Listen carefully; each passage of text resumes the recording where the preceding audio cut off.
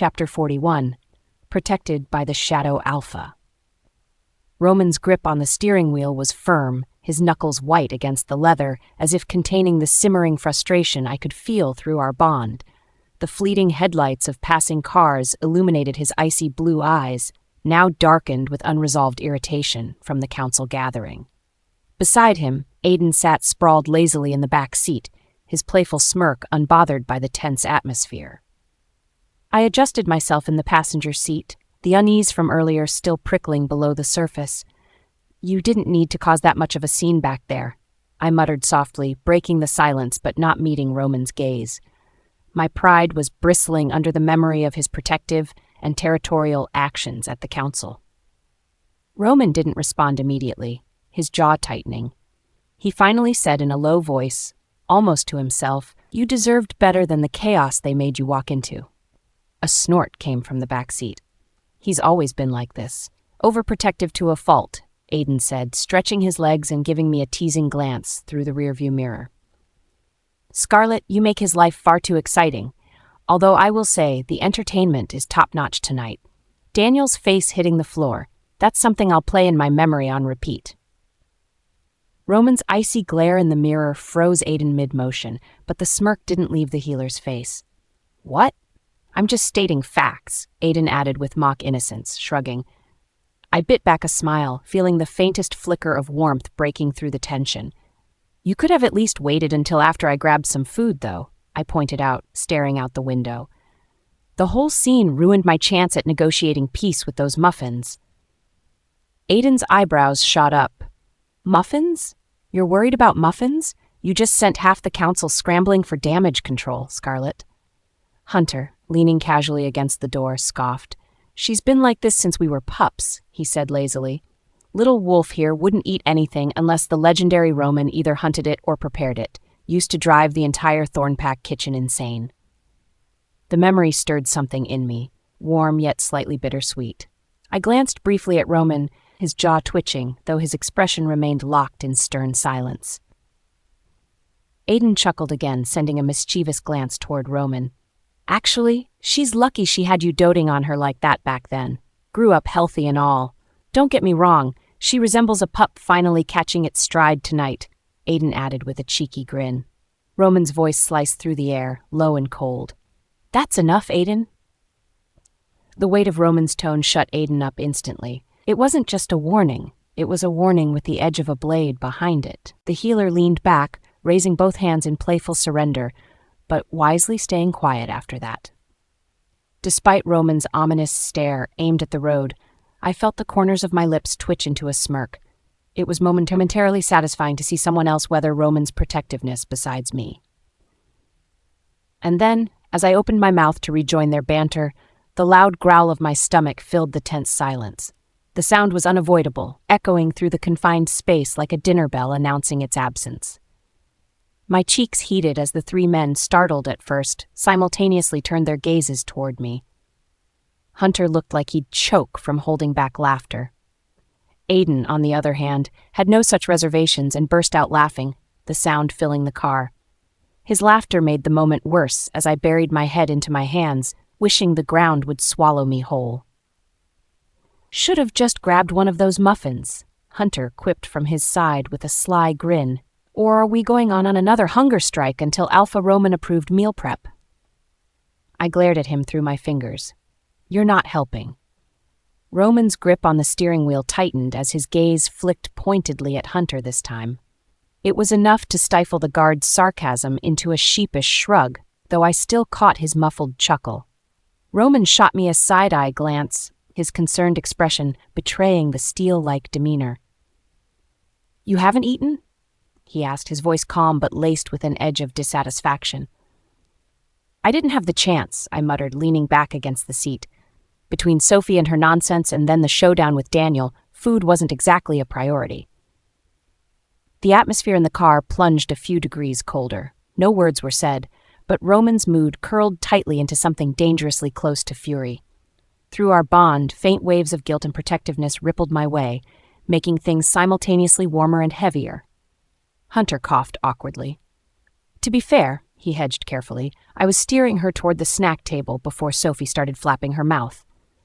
Roman's glare, now fully unleashed, silenced Hunter entirely. Not helping my case, I suppose, Hunter muttered under his breath. Clearly, Roman's single word carried all the weight needed to stop the jokes from continuing. His focus returned to me. You should have let me fix the mess she caused sooner. I tried deflecting again. I'm fine, Roman. Really, I'll eat when we get back. He didn't look convinced. His protective streak was at full force tonight, and I wasn't escaping it. Even Aiden, who had been unusually quiet under Roman's deadly stares, broke the uncomfortable silence. We'll have the most extravagant feast ready for you back home, he said, a theatrical hand pressed to his heart. Everything your picky childhood palate could dream of, little wolf. Roman looked dangerously close to throttling Aiden, who seemed to find this amusing. It's not about being picky, it's about standards, I retorted sharply, my embarrassment melting as I aimed a glare at Aiden. Well, let's see if those standards include whatever Hunter finds edible on the ride back, Aiden joked, lazily flicking the corner of his collar. Roman's icy expression dropped entirely. Aiden, not another word. The healer leaned back into his seat with a grin that said he'd treasure this for a while. My eyes rolled, though this time warmth crept alongside my annoyance. These chaos-filled moments, quarrels or not, made the strain from earlier meetings, or even childhood burdens, feel lighter somehow. The car continued its course toward safety, Roman's unyielding grip guiding us home while his presence, just like his wolf Logan, remained unwaveringly strong at my side. Alexander's POV. The dimly lit corridor outside the sacred healing chamber was suffocating tonight. Frustration clawed at my insides as Sarah's voice buzzed through the shared mind link, echoing what Mason and I already knew. Grace was slipping further into agony. Her pained gasps from the other side of the chamber door twisted my gut tighter. Every sound was like a knife twisting deeper, Mason pacing furiously, unable to do anything. Sarah's tone was sharp with desperation. Alexander, this isn't an option anymore. Aiden Walsh was at the council tonight. I saw him, she said, her words edged with urgency. You know there's no one better when it comes to silver poisoning. I know, I snapped back, my voice harsher than intended. Mason growled in agreement, his restless energy prickling my skin like an open wound. Sarah paused before continuing, calculating her next plea carefully. Alexander, Grace doesn't have much time, if there's any chance to approach him, or Hazel. Her voice broke mid-sentence, laced with helplessness before steadying. You must do whatever's necessary. You must bring them both. Jason, standing nearby with his arms crossed, shot me a glance but remained silent. He looked as worn down as I felt, weighed by the endless search efforts turning up little more than dead ends. Sarah, I replied tightly. Aiden Walsh is likely tied to Scarlett and that Alpha. You think he's going to listen? Act neutral in this? The bitterness in my tone soured the air. The image of Scarlett within arm's reach of that mysterious Alpha sent Mason snarling in my chest. Even now, the humiliation burned hot under my skin. Try anyway, Sarah urged. Her desperation broke through once more. If there's anyone who might have half a chance here, it's you. Whether you hate her or not, Scarlett has their ear. Her reminder made my fists clench. Depend on Scarlett? The woman who orchestrated half this storm herself? Jason spoke reluctantly. Sarah's right about one thing. Aiden could speed up treatment, assuming his methods bypass Grace's resistance. Sarah's voice interjected again, raw with restraint. Grace can survive this, but not if we hesitate. You know what's at stake, what you stand to lose. Her words hung heavy in the air. Grace's fragile whimpers behind the door clawed at every nerve left intact. Chapter 42, Retribution. I rushed into the sacred healing den, the scent of wolfbane and herbs choking the air. Daniel lay on the makeshift bed, his face pale and forehead slick with sweat. His wolf's presence flickered weakly beneath his skin, its usual vibrant dominance reduced to a faint whimper. My heart clenched at the sight of my son, my pride, my future Alpha, laid low like this. But more than sympathy, a simmering fury boiled within me. Tell me what happened, I demanded, stepping closer to him. Daniel struggled to sit up. His breath came in shallow gasps. She humiliated me, he rasped, his voice raw with a mix of rage and shame. His unfocused amber eyes barely looked at me as his fists clenched, trembling against the white linen sheets. That, creature, Scarlett, snuck into the council gathering like she belonged there." He spat the words like acid. When I called her out, she struck me like I was nothing. Nothing! His voice broke on that last word, and through the bond I shared with him, I felt every fragment of his pride shattering anew. I leaned in closer, speaking softly but firmly. "You're not nothing, Daniel. She's the problem here, not you. She always has been." His breathing steadied slightly, but his amber eyes burned with renewed frustration. "Mother, we can't let her get away with this. She walked out of there like she owned the meeting, like she was untouchable. It was an insult to every pack leader." He clenched his fists tighter. I placed a soothing hand on his arm, though my mind churned furiously. Scarlett had gone too far this time. Her audacity, her complete disregard, and now she dared to harm my son. "We won't let her," I assured him, my voice low but firm with conviction. "Scarlett thinks she's beyond consequences, that her so-called independence shields her. But we'll remind her, Daniel. We'll remind her exactly where she comes from and how easily it can all be taken away."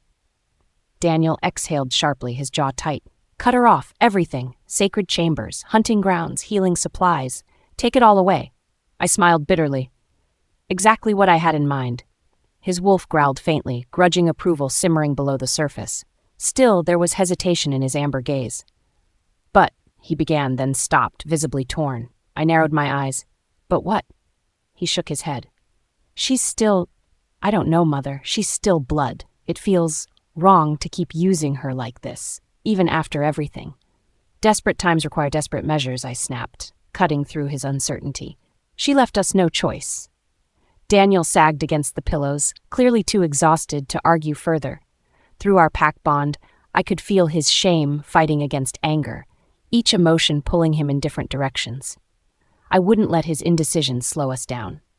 This wasn't just about family anymore. It was about survival. In Grace's healing chamber, soft whimpers echoed through the sterile space. The sight of her tore at my heart.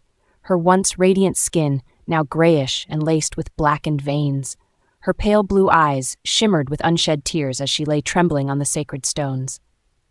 Alexander hovered nearby, his hands clenching and unclenching at his sides. He looked as though he'd break apart at any moment, his focus entirely consumed by Grace's worsening condition. "I can't stand it," she whispered, her voice barely audible. She shivered violently as if the room's temperature had plunged into freezing depths. "The scents in here, they suffocate me. The herbs, the stones, I can't breathe." The desperation in her voice pierced my chest. Alexander knelt beside her, his massive frame mere inches from collapsing himself. "Grace," he began, his voice cracking, "we're doing everything we can. You have to hold on, please." She gasped, clutching weakly at his hands. "But every day is worse. Her voice faltered, trembling. "I can feel it creeping through my veins, Alexander. It's like I'm already dying." Her words tore through us both. Havoc rippled down the pack bond, her pain a weight we all carried. "I'll get you out of here," Alexander said suddenly, his voice more resolute. He turned to me, fire flickering behind his amber eyes. "We need to move her," he said sharply, his alpha tone leaving no room for argument. "If this place is suffocating her, then we need to find somewhere she can breathe again. Somewhere better. But where?" I pushed back gently, though I already knew what he would say. "The seaside mansion," Alexander growled, his frustration nearly breaking free from his skin. "That property, it's perfect. The air, the setting, the privacy, it will help her. It has to." I sighed, shaking my head. "You've tried already. They won't sell. Even tripling the offer hasn't moved them." "I don't care," he bit out, his eyes blazing with desperation. "Jason will offer 5 times, 10 times if we have to." Even my heart ached at seeing his resolve crumble against the realization that money couldn't solve this. The mansion wasn't just some property, it was Scarlett's now. Grace's pitiful sobs echoed through the chamber again. The scent of her despair was overwhelming. "She'll die in here," Alexander whispered. His head dropped low, his voice breaking. "We can't let that happen." I said nothing. His words reverberated through me, each one sinking like lead into my bones.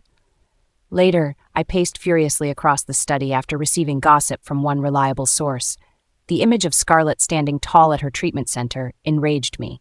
Workers unloaded cart after cart of precious healing supplies. The very items Grace needed, now firmly on Scarlett's turf, smugly guarded.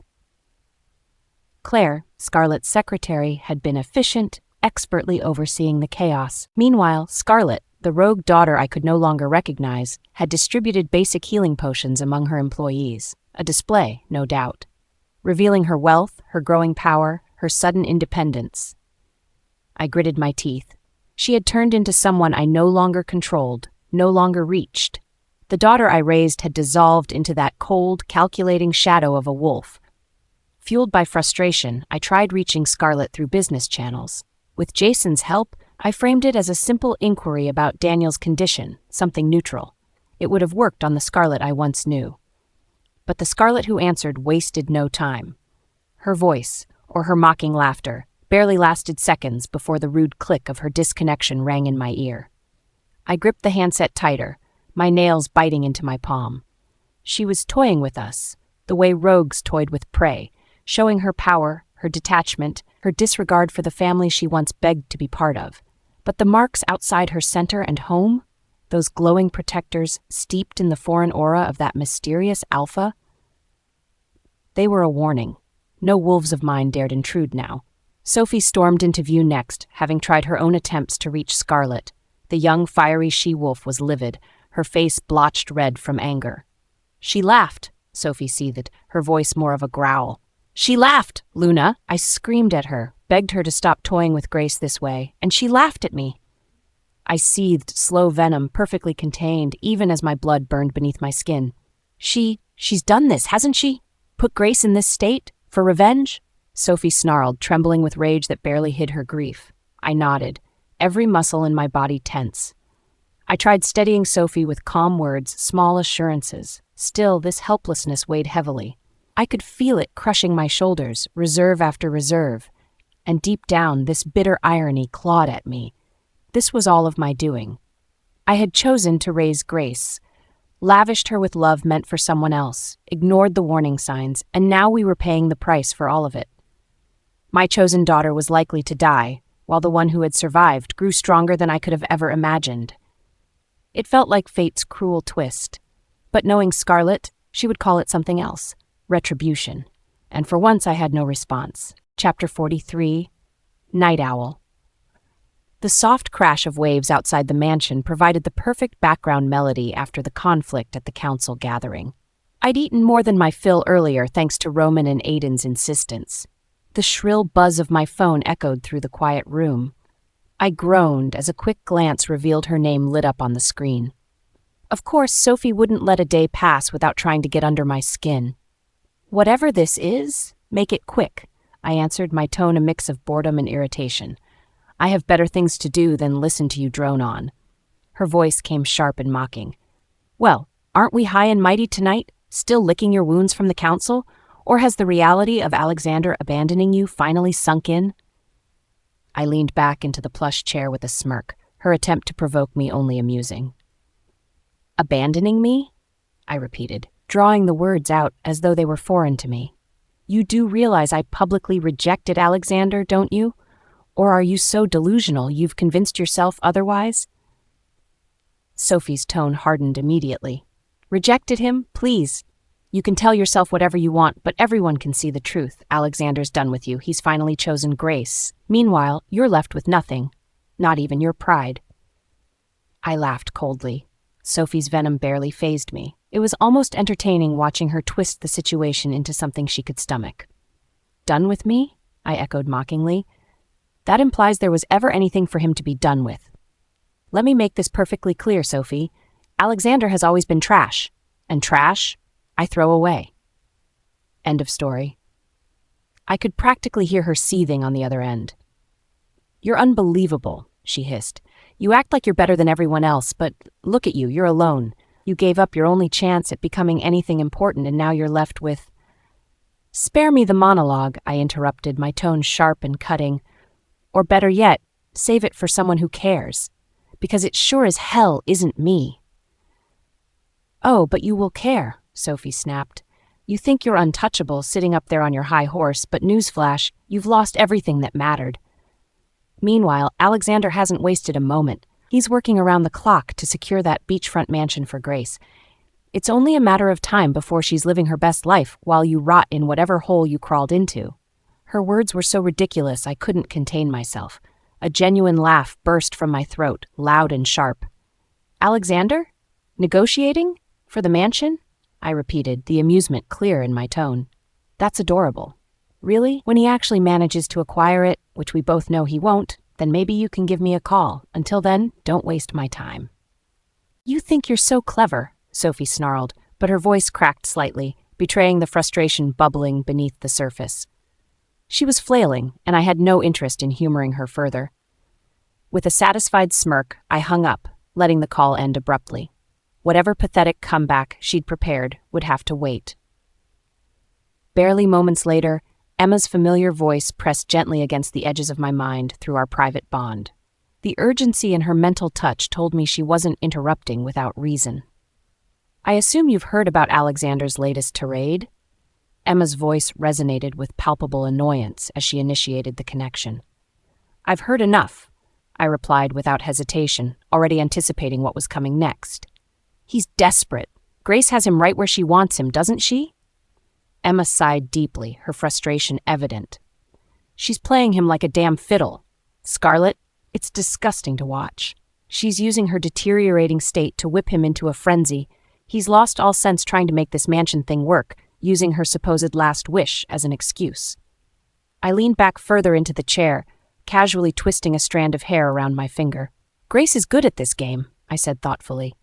"Pitiful, dew-eyed maiden, fragile and dying, in need of her mate's every ounce of devotion.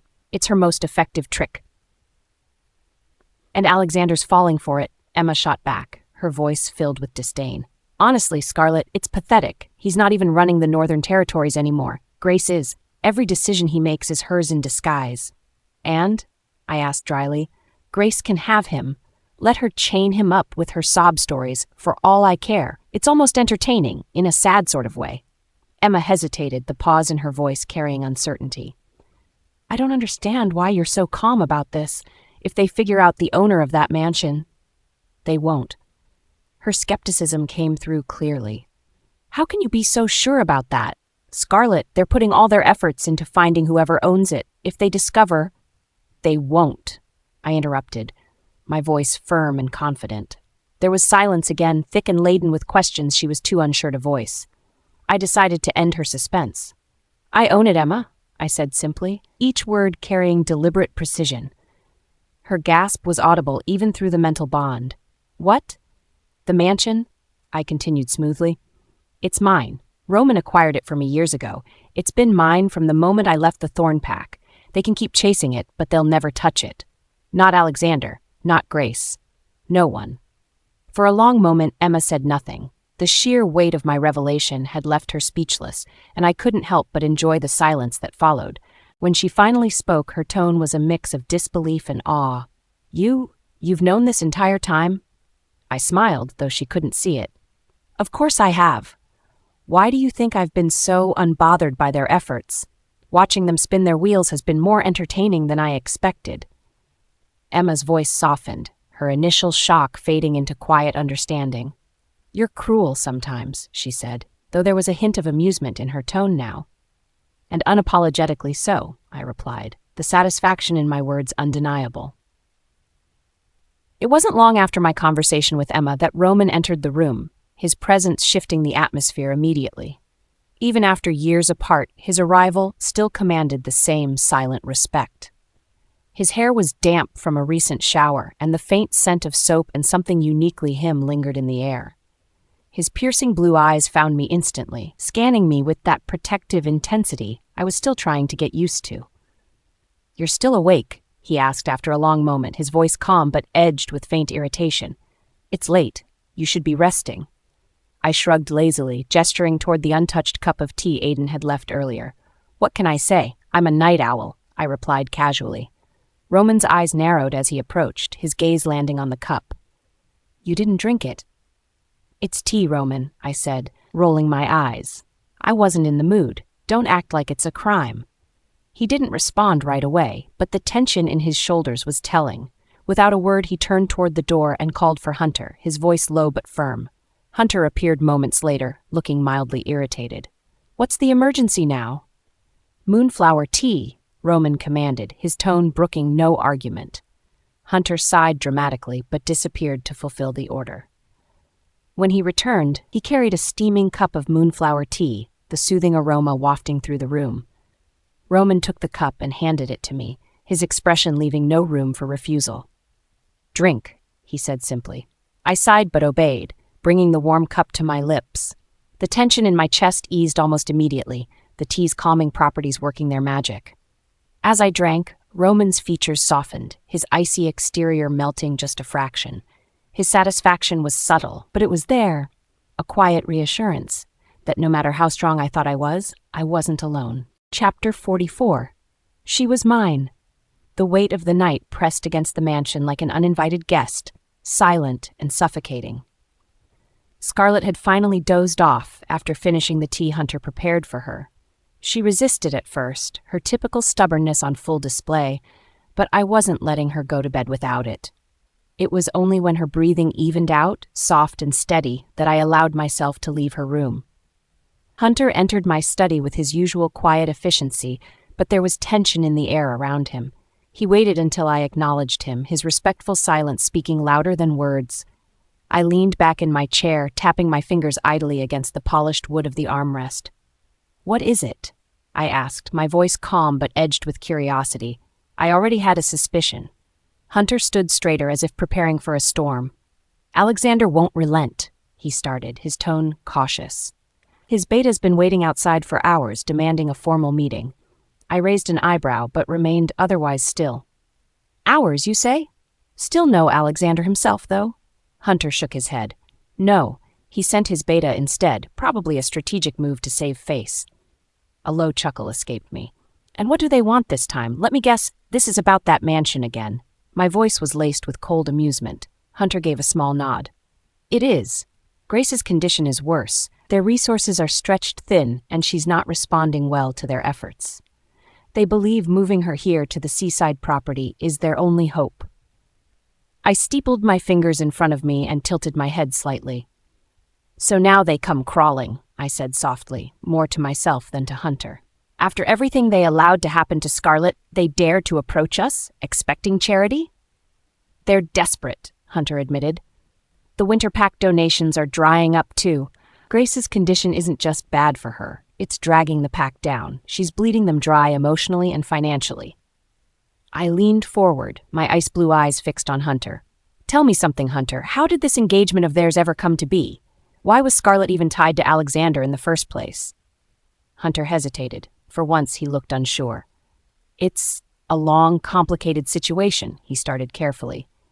"Make it simple," I said, my voice cold. "I don't have patience for complications." Hunter sighed and straightened his shoulders. The engagement was arranged before the winter pack knew Scarlett was their real daughter.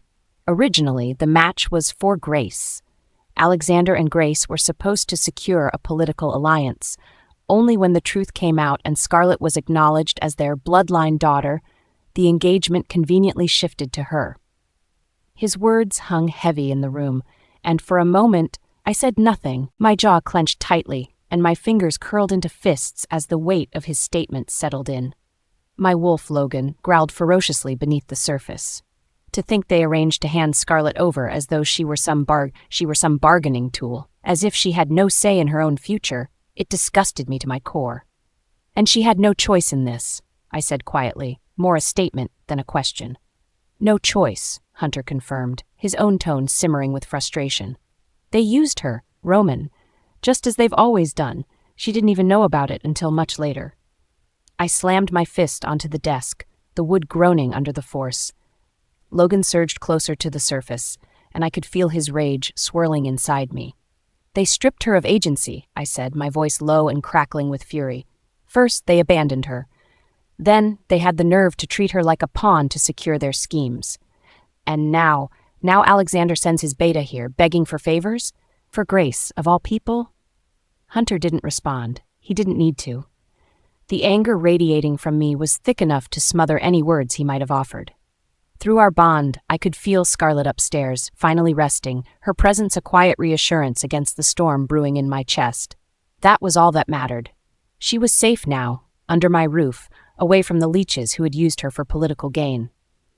"They'll get nothing from me," I said coldly. "Let them wait. If they ask again, stall. Let them suffer for what they've done." Hunter nodded once, understanding my unspoken command. "Understood. I'll see to it." He hesitated before leaving, but quickly thought better of voicing whatever concern was on his mind. Smart choice. The room dropped into silence as he exited, leaving me with only my thoughts and the faint crackle of Logan's simmering rage. Satisfied the matter was handled, I left the study and made my way up the stairs. The vast halls of the mansion felt both empty and full at the same time, a strange sensation now that Scarlett was here.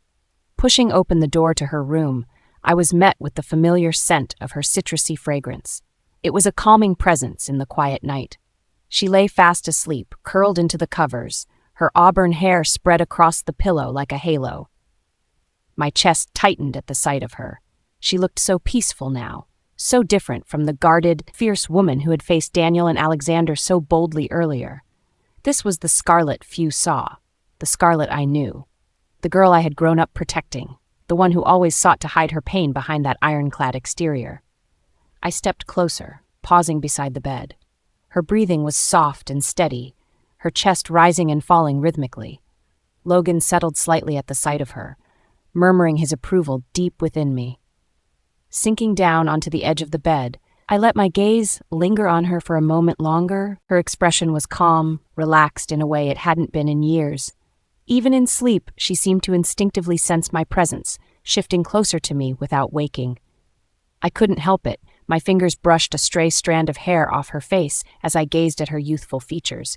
So much time had passed since we last shared a moment this peaceful. So much had changed. When she left 3 years ago, it had felt like losing a limb. I had searched tirelessly, every instinct in my body screaming at me to find her, to bring her back into the life she was stolen from. Nights without her had been agony, the silence unbearable. All I could think about was how I had failed to protect her, how I had driven her to leave the safety of my pack for the uncertain dangers of the world beyond. And now that I had her here, back where she belonged, I knew one thing for certain: I would never lose her again. Not to Alexander, not to the Winters, not even to her own fears. With a deep breath, I lowered myself onto the bed beside her. Logan rumbled approvingly as the warmth of her presence washed over us. My arms instinctively slid around her waist, pulling her closer to me. She stirred slightly, a soft murmur leaving her lips, but she didn't wake. Instead, she curled further into my embrace, her body fitting perfectly against mine, just as it had when we were younger. The overwhelming waves of anger from earlier began to fade, replaced by a quiet resolve. She was safe here with me.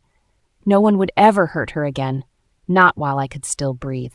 As the night stretched on, I allowed myself to sink into the comforting rhythm of her breathing. For the first time in years, the weight pressing against my chest seemed to lighten. I wouldn't let her slip away again. I couldn't. Scarlett was mine, my sister, my partner, my mate, and I would destroy anyone who dared try to take her from me. Let Alexander send more of his betas. Let the Winter Pack convene in their desperate attempts to acquire what was never theirs.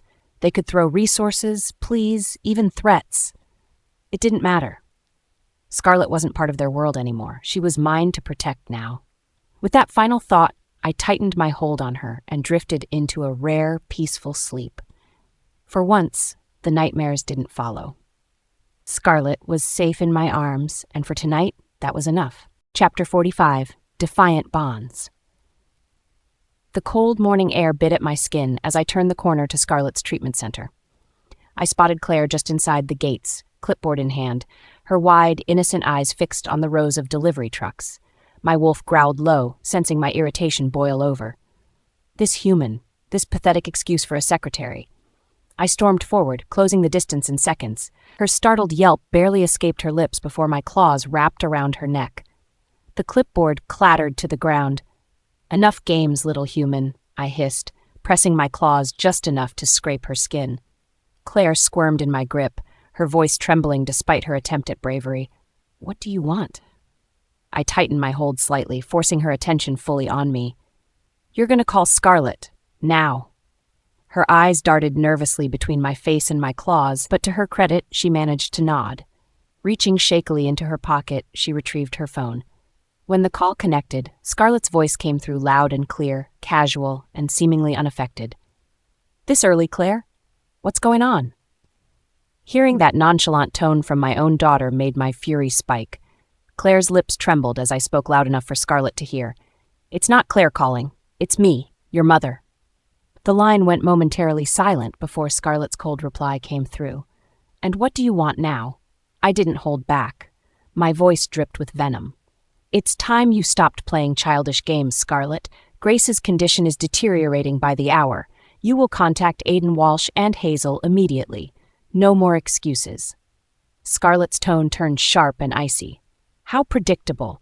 Always coming to me when your precious Grace is suffering. You think I don't see through this?" "You don't understand." I spat, my claws pressing just enough into Claire's neck to make her whimper.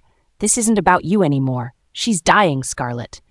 And then, cool as ice, she laughed, a sound that cut deeper than words. "Now, playing the role of a caring mother, are we?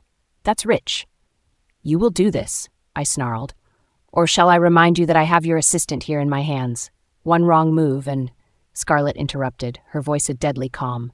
"Careful, Mother. Claire isn't just a regular human assistant. She's registered with the Supernatural Human Management Center. You have no idea of the consequences if you harm her. Do you really want to test me on this?" Her words hung heavy over the line. My claws faltered slightly, the weight of her threat pressing against my pride. Before I could respond, the cold disconnect sound reverberated in my ears. She hung up. Damn her. Claire's shaking pulled me from my thoughts. Trembling like a leaf, she managed to stammer, Please don't." I shoved her roughly aside, letting out an angry curse. "You're lucky this time," I hissed. Spinning on my heel, I stalked away, each step pounding with rage that I hadn't been able to corner Scarlett this time. But this wasn't over. Not by a long shot. Back at the sanatorium, Daniel's quiet anger was a suffocating weight in the room. He sat on the edge of his bed, his injured pride bleeding visibly into every sharp movement as he clenched and unclenched his fists. I entered his room silently, but the moment his amber eyes found mine, his frustration boiled over. "What did she say?" he demanded, his voice a low growl. I hesitated, unwilling to admit I had failed. His gaze hardened at my silence, and his wolf stirred beneath the surface. "She refused, didn't she?" Lowering my head, I sighed, my tone uneven. "She's turned into something beyond reason, Daniel. And yes, she refused." His bitter laugh was sharp and cold, devoid of humor. "Of course she did." He rose from his seat, pacing the room with restless energy. Every injury Scarlett had inflicted on him at the council still weighed heavily on his shoulders. "She's untouchable now, isn't she? That's what she wants us to believe." I reached forward, placing a hand on his tense arm. "We'll find another way, Daniel, but don't let her actions undermine your control. You're better than this." He pulled away, staring at the wall as if seeing Scarlett's defiant emerald gaze instead. "No, Mother," he said sharply. "I'm not better than this, and I don't think any of us are finding another way." She's made sure of that. His voice broke slightly, and he ran a frustrated hand through his hair.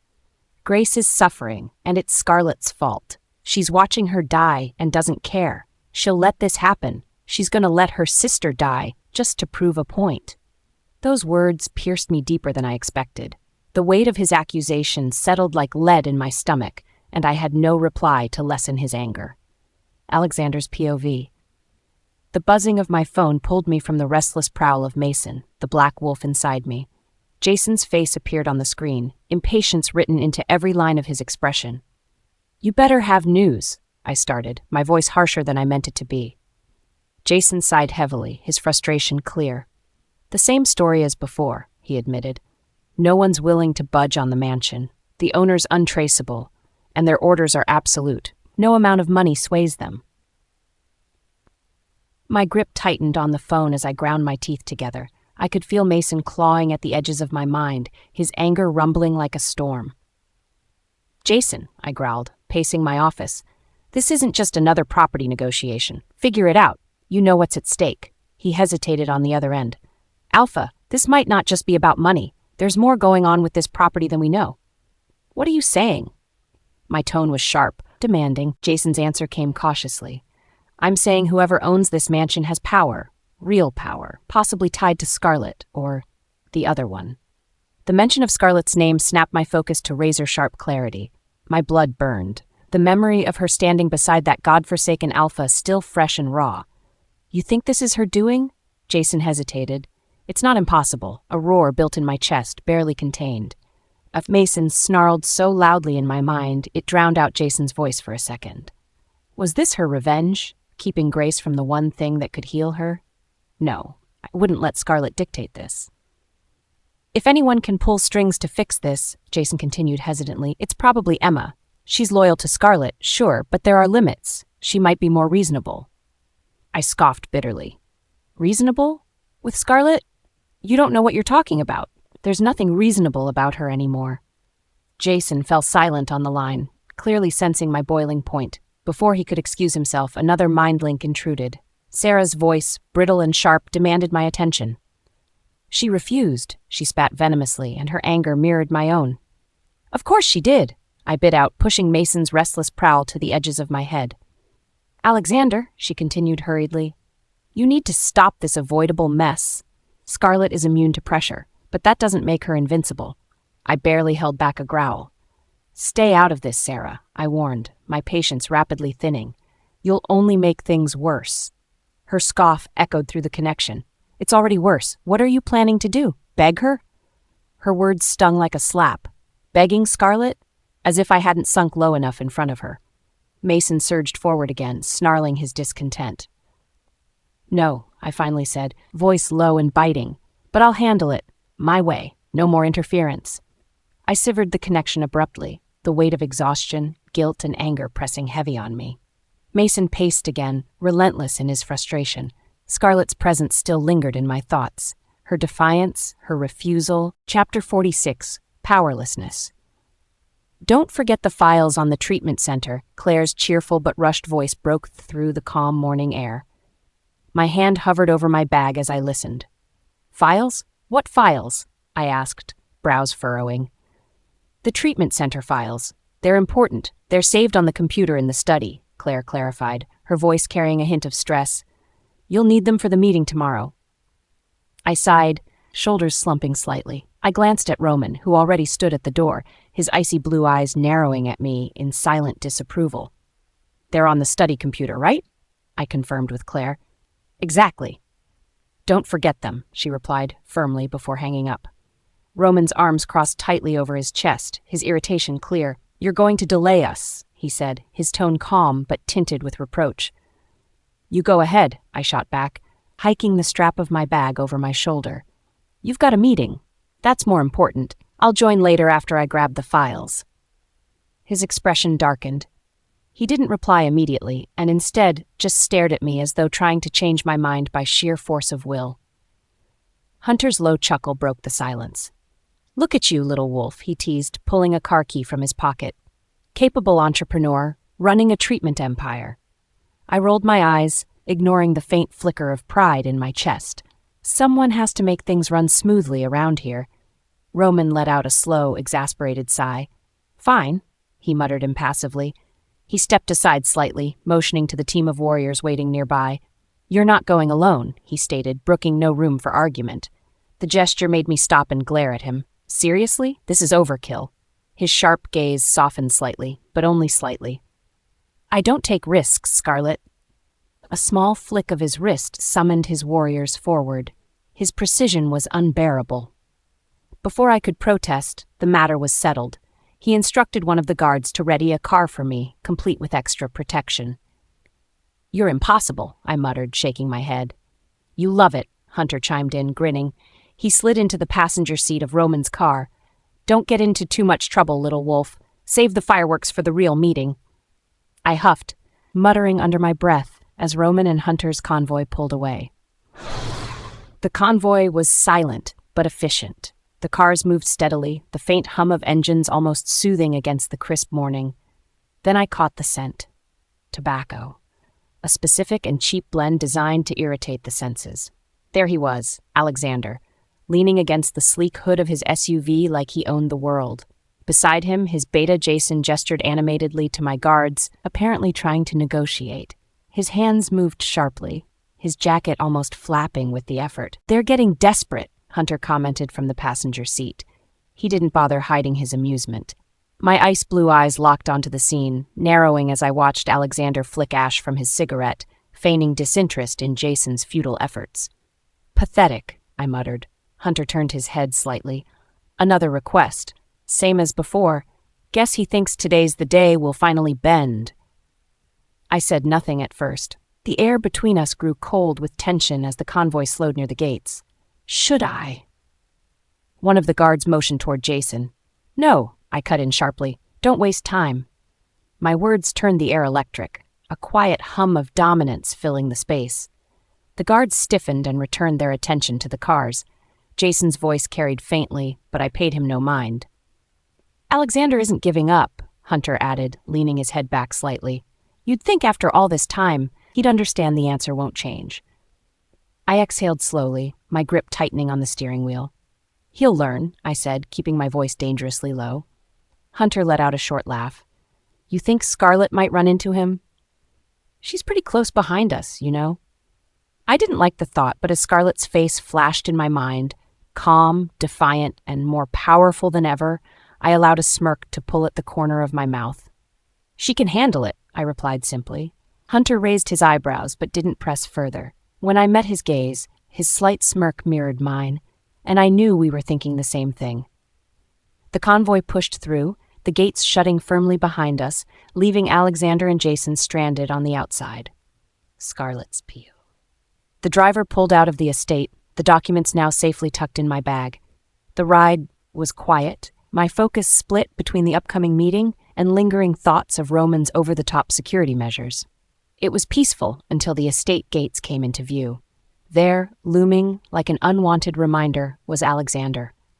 He stood casually near the edge of the road, with Jason at his side and a few of his guards forming a loose barrier across the path. My driver tensed slightly, his grip firming on the wheel. He glanced into the rearview mirror, nervously. "Keep going," I instructed firmly, my voice flat. The driver nodded and kept steady. The car's pace didn't shift until we were mere moments away from passing. Alexander raised his hand, signaling sharply to Jason. His beta moved immediately, stepping into the path to block us. Cora stirred restlessly within me as I watched Jason and a couple of Alexander's goons. Their tactic wasn't subtle. The vehicle slowed reluctantly. As it approached, Jason moved toward the driver's side window, his movements deliberate. The nerves in the car were palpable. "Drive through," I commanded again. My own calmness surprised even me. But the guards didn't back down. They shifted, forming a loose wall that tightened as Jason grinned smugly through the glass. I rolled my eyes. "Stop the car," I ordered coldly. The driver acted instantly, and I opened the door before the car even came to a full stop. Alexander's amber eyes met mine instantly, his features tightening with recognition and disbelief. My emerald eyes narrowed. "What are you doing here?" My voice cut through the tense air like a blade. Alexander's lips curled into a sneer. "I could ask you the same." His wolf Mason rumbled just beneath his surface, threatening to break free. But there was no power here. His own Alpha command was weak, his desperation too strong. I stepped toward him unflinchingly. "This is how you spend your time now, blocking cars at gates like a rogue?" "You've got some nerve," he growled, stepping closer. "Hiding out here, parading your independence. Do you know how much destruction you've caused?" I tilted my head slightly, my expression cool. "The only destruction is what you've brought upon yourself, or has your sense of reality finally slipped that far away?" He faltered, his jaw tightening as his fury boiled over. "You're a disgrace," he spat, his amber eyes flashing with anger. "To your pack, to your name. You've degraded yourself by staying here, thinking you're above it all." I held his gaze, unmoving. His words washed over me without the slightest effect. That's rich coming from someone wrapped in chains by his own guilt. His composure cracked, and in one sharp movement he grabbed my wrist. His alpha energy lashed out, attempting to dominate. It hit like a breeze and dissipated just as quickly. I let him grip me for a brief moment, my untouched expression unnerving him. Then, with calm precision, I twisted my hand and struck. The movement was fluid and fast. My wolf-driven strength surged through my body as my kick collided with his chest. He stumbled back, gasping as the air was knocked from his lungs. Jason moved instinctively, his steps hesitant, as though sizing up my next move. I glanced at him coldly, and he froze in place. "You really thought that would work?" I asked Alexander, my voice sharp and dripping with disdain. His response was a growl, but his tone was laced with frustration rather than authority. I turned back to the car without sparing another glance, signaling for the driver to move again. As the car sped away, I glanced into the side mirror. Alexander remained rooted in place, hunched slightly as he caught his breath.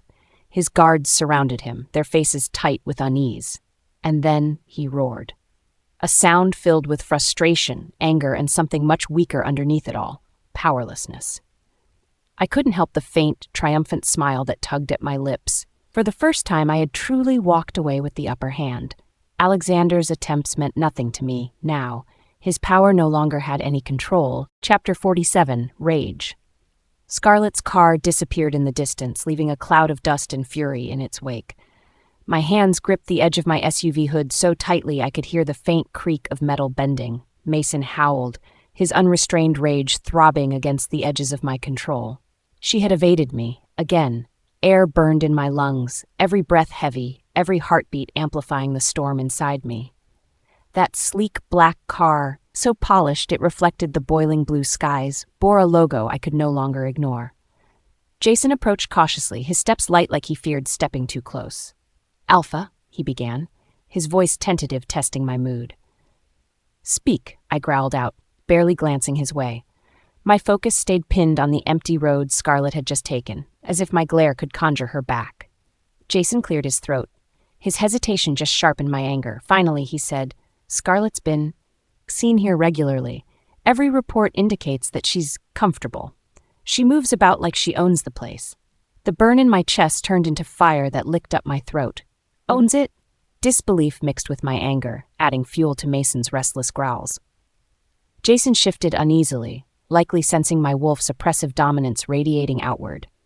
"We haven't confirmed official ownership, Alpha, but every sign points to that conclusion." The bitter realization twisted inside me like a knife. Scarlett had gone to lengths I never even imagined, weaving herself into shadows I hadn't thought to question. She had carved out a position of power without me realizing the extent. She walked away from us and did this? My voice was a low snarl, raw and feral. Jason didn't immediately answer, so I snapped my eyes toward him, daring him to say something honest. "Answer me." Jason gulped but held himself together, and for that I gave him points. "Alpha?" He trailed off briefly, but seeing my darkening expression, he pushed forward in a rush. "The vehicle. The one she left in. It bore the symbol of the Shadow Organization." My mind fractured for a moment, shock freezing me on the edge of disbelief. "The Shadow Organization?" Jason nodded quickly. "All the signs line up. The logo, the black SUVs, it's undeniable." Mason's growl hitched in my throat, vibrating through my chest. My hands swung out instinctively, connecting with the hood of the car. Bang! That logo, that cursed insignia that we'd tracked for years, always just ahead of us, always untouchable. Puppeteers in the dark, pulling strings that toppled packs, alliances, and even territories. And Scarlett was aligned with them? The metallic sting from my fist didn't cool the fire raging inside me. I exhaled harshly, trying to cage Mason back, focus sharpening as endless questions filled my head. "You're positive?" I asked, my words clipped and cold. "Yes, Alpha." Jason's voice wavered slightly but remained firm enough beneath my scrutiny. "There's something else. Nathan." I cut him off, not in the mood for long-winded explanations. "Speak." Jason flinched. "Nathan's been trying to mediate. He attempted to approach Scarlett through private channels, offering reconciliation after Sophie's." He paused carefully. "Outburst. But what?" I snapped, patience non-existent. "It sounds like Nathan is afraid." Jason's voice lowered with hesitation. That stopped me cold. I looked at him sharply, trying to gauge whether I'd misheard. "Afraid?" Jason nodded minutely, avoiding direct eye contact. "He hasn't said it outright, but it's clear. His diplomatic efforts aren't just for Sophie." He paused briefly, shifting uneasily on his feet. "He's worried about what the Shadow Organization could mean. Scarlett's connection to them, her influence, it's shaking him." I barked a sharp laugh. dripping with bitterness. Nathan Blake, the cunning diplomatic alpha, now tiptoeing near Scarlett for survival. The irony almost made me choke. "And Scarlett?" I rasped out, my voice coated in venom. Jason drew in a breath, refused completely. My understanding is she saw his approach as nothing but a shallow gesture, from what reports indicate her position and their protection is unyielding. Unyielding. The word echoed in my head, cementing her position and the walls surrounding her. Before I could retort, Grace's psychic link pierced through me, forcing my staggered breath as it clawed into my senses. The pain, desperation, and toxicity spreading through her veins rippled wildly against our bond. Mason keened softly, the shared pain twisting like thorns into my skull. "She's getting worse," I whispered, almost to myself. My grip loosened on the SUV, though only fractionally. I squeezed my eyes shut briefly, caught in the fissure between rage and helplessness. Every second Grace's condition worsened felt like a clock ticking louder and louder. "No." I snarled to no one, forcing the toxic spiral out of my mind. When my eyes snapped open, Jason shrank further under my focus. "Dig deeper," I commanded. "I need everything. I don't care what shadows you need to pull from. Bring me the truth about Scarlett, shadow organization, and all." My gaze darkened further, and find Hazel and Aiden, if they've sided with her. I didn't need to finish the threat. Jason nodded hastily, sensing Mason's power threatening to explode. "Yes, Alpha!" Without wasting another second, he bolted, no doubt eager to distance himself from my rising fury. The gravel crunched beneath my boots as I stalked the road alone, Mason's fury blending further with my own. "Scarlett, how?" The weight of Grace's worsening link stayed heavy as I reached the Blake Pack's meeting hall. Its walls, usually a hub of structured chaos and noise, buzzed with frantic discontent. Conversations overlapped in hushed tones, but the unease was tangible. My footsteps echoed as I moved toward the central chamber. All eyes turned briefly toward me before hurriedly looking away. They knew better than to approach. Nathan Blake's voice rang out from the core, cutting through the charged atmosphere. His tone was sharp, controlled fury, barely contained. "You've dragged this entire pack into chaos, Sophie!" Nathan exploded, his fists colliding with the heavy table between them. Sophie flinched, but quickly recovered, her chin tilting upward defiantly. "I was protecting this pack's dignity. She thinks she can waltz into council." "She thinks because she can." Nathan roared in response, cursing under his breath before towering over her like an unyielding shadow. "Your actions have cost us, Sophie. Do you realize the fires you've stoked with your pathetic display of whatever that was? She left that meeting with leverage to bury us." Sophie faltered under his intensity, but her voice remained laced with rebellion. "I exposed her lies. I proved how—" "You proved nothing." Nathan's claws scraped audibly against the wood as he leaned closer to her face with glinting, furious eyes. "What you did was strengthen her position, Sophie. Scarlett walked away unscathed and more powerful than before because of you. If we lose everything over this—" He didn't bother finishing, shaking his head as his claws retracted sharply. I stepped into the room, interrupting their brewing storm. Nathan snapped his gaze over to me, amber eyes blazing. "And here's the other element of chaos," he sneered bitterly. "Tell me, Alexander, are we here to clean up Scarlett's mess or yours?"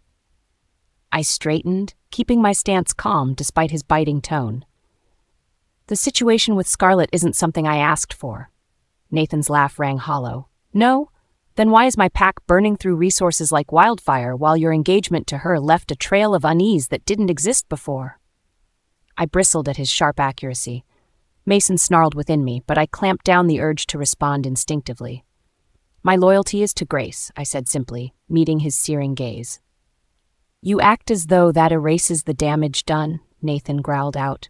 "You left a chasm wide enough for Scarlett to waltz through with her connections unchallenged." I opened my mouth to argue, but Sophie cut through angrily. "None of this would have happened if you'd just completed the mating ritual." Her accusation hit like a slap, even though I knew it wasn't entirely false. Nathan didn't let her defiance boil longer. He slammed a hand against the table again, quieting the room instantly.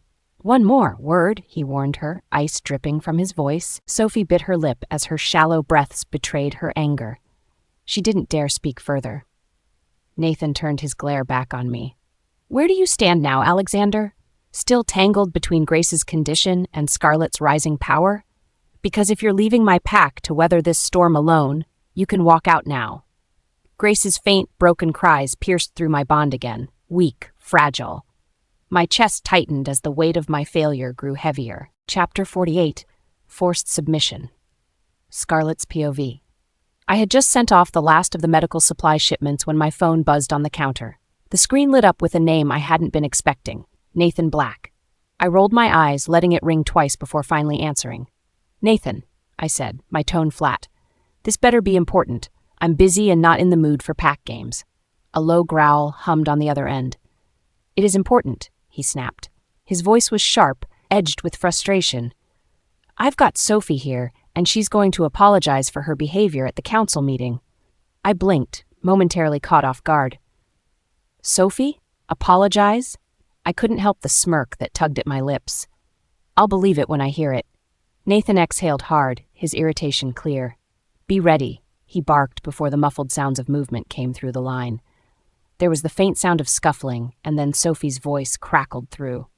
"I apologize," she said stiffly, the words forced and empty. I leaned against the counter, biting back a laugh. "What was that?" I asked, feigning confusion. "I didn't quite hear you. You're going to have to say it clearer than that." Sophie hissed something under her breath, but Nathan's growl cut her off.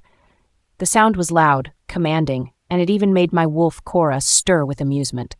"Properly, Sophie," Nathan demanded. "This isn't a joke, and I'm not asking again." Her voice came through again, this time brittle and trembling under the weight of Nathan's alpha dominance. "I apologize," she repeated, her resentment seeping through, "for my disrespectful comments at the council meeting." I tilted my head, letting that sink in before responding. "Interesting, but doesn't this feel incomplete?" My tone was deliberately playful. "Nathan, didn't she say quite a bit more that day? Perhaps she should repeat it, exactly as she said it." There was an agonizing silence before Sophie's voice came again. This time, she stammered through the very same insults she'd tossed so freely at the gathering. Her words were shaky, dripping with reluctant obedience. I grinned, letting her finish before I spoke. "Ah, yes, that sounds familiar now, though it would have been so much more entertaining if you still believed the nonsense you were saying." Sophie snapped, her voice trembling with rage. "You think this is funny? Acting like you've won." Nathan's snarl erupted again. "Enough, Sophie. Don't make this worse for yourself." Her sharp intake of breath was audible. She stumbled over another apology, humiliated and silenced by Nathan's alpha power. "Better," I said coolly. "Thanks for the entertainment, Nathan. Do let me know if you need to practice this exercise with anyone else." Nathan groaned audibly before cutting the connection. I placed the phone back on the counter, my smirk lingering. Watching Sophie flail under Nathan's command was better than I'd imagined. By midday, whispers of Sarah's latest plot began to trickle in through pack gossip channels. Claire entered my office cautiously, clutching her phone like it was about to explode.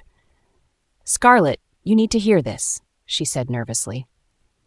Frowning slightly, I motioned for her to continue. She passed me the phone. On it was an update from a northern merchant I'd once considered an ally, or so I thought. Sarah had reportedly issued an order across all Northern Territory, blacklist Scarlett's treatment center. No supplies, no support, nothing. I let out a dry laugh, handing the phone back to Claire. "She's seriously taking that route?" I asked, amused rather than annoyed. "After everything, that's her grand move?" Claire nodded hesitantly. "She's trying to force you to submit," she said softly, "to make you feel like you've got no choice but to help." I snorted. "Submit?" The word felt foreign on my tongue. "She's going to learn real fast that I'm not a 20-year-old pup anymore." Claire hesitated, as if waiting for me to tell her what to do next. "Come with me," I ordered, standing abruptly. She followed me down the hallway toward the main room where some of my newest shipments were being organized. Workers were arranging shelves of priceless items, elixirs, rare herbs, and above all, crystals that shimmered like captured sunlight. I pointed to the display shelves near the entrance. "Set these up front and center," I instructed. "Let everyone see just how unaffected we are." Claire nodded quickly, already signaling the workers to move. I crossed my arms, standing back to watch. The workers carefully arranged the glowing healing crystals, their movements precise and deliberate. Under the lighting, the crystals gleamed like fire, each one more breathtaking than the last. Through my still fading bond with Sarah, I felt the faint ripples of her shock. She must have already heard about this shipment, heard that I was flaunting my success right under her nose. "Let her stew in it," I muttered, smirking at the thought. It didn't take long for Nathan to arrive at the clinic, Sophie in tow. They stormed into my office without knocking, Nathan looking like a man seconds away from losing his temper entirely. Sophie, meanwhile, was the picture of visible discomfort. Her eyes darted around the room, widening at the sight of my prosperous operation. The clinic was bustling with workers, shelves brimming with rare supplies, and an air of authority so thick you'd need claws to cut through it. "You've got a nerve coming unannounced," I said, leaning casually against my desk. "This isn't about another apology, is it?" "It is," Nathan growled. He shoved Sophie forward unceremoniously. "This time, in person." Sophie shot him a venomous look, but he didn't budge. She stumbled forward reluctantly, her hands clenched tightly at her sides. She struggled to meet my gaze. "I want to apologize." "Do you?" I asked, raising an eyebrow. Sophie flushed with barely contained irritation. "Yes, I shouldn't have said the things I said at the council meeting." Her tone was almost convincing, but I wasn't done yet. I leaned forward slightly, letting my voice drop. "Wasn't there something else, Sophie? Something about Alexander?" Her lips pressed into a thin line. "Alexander's devotion to Grace," she bit out. "Yes, I said it." "And?" I prompted, gesturing for her to continue. "You should finish that thought." Her hands shook slightly as she muttered, "I said you couldn't compare to her." I smirked, sitting back in my chair. "Funny how that looks now, doesn't it? Considering Alexander's running himself ragged trying to win favor in my court." Her face paled at the words, and Nathan's low growl of approval rumbled through the room. "Sit with that for a while," I added. "See how it feels to be playing second every time you look in the mirror."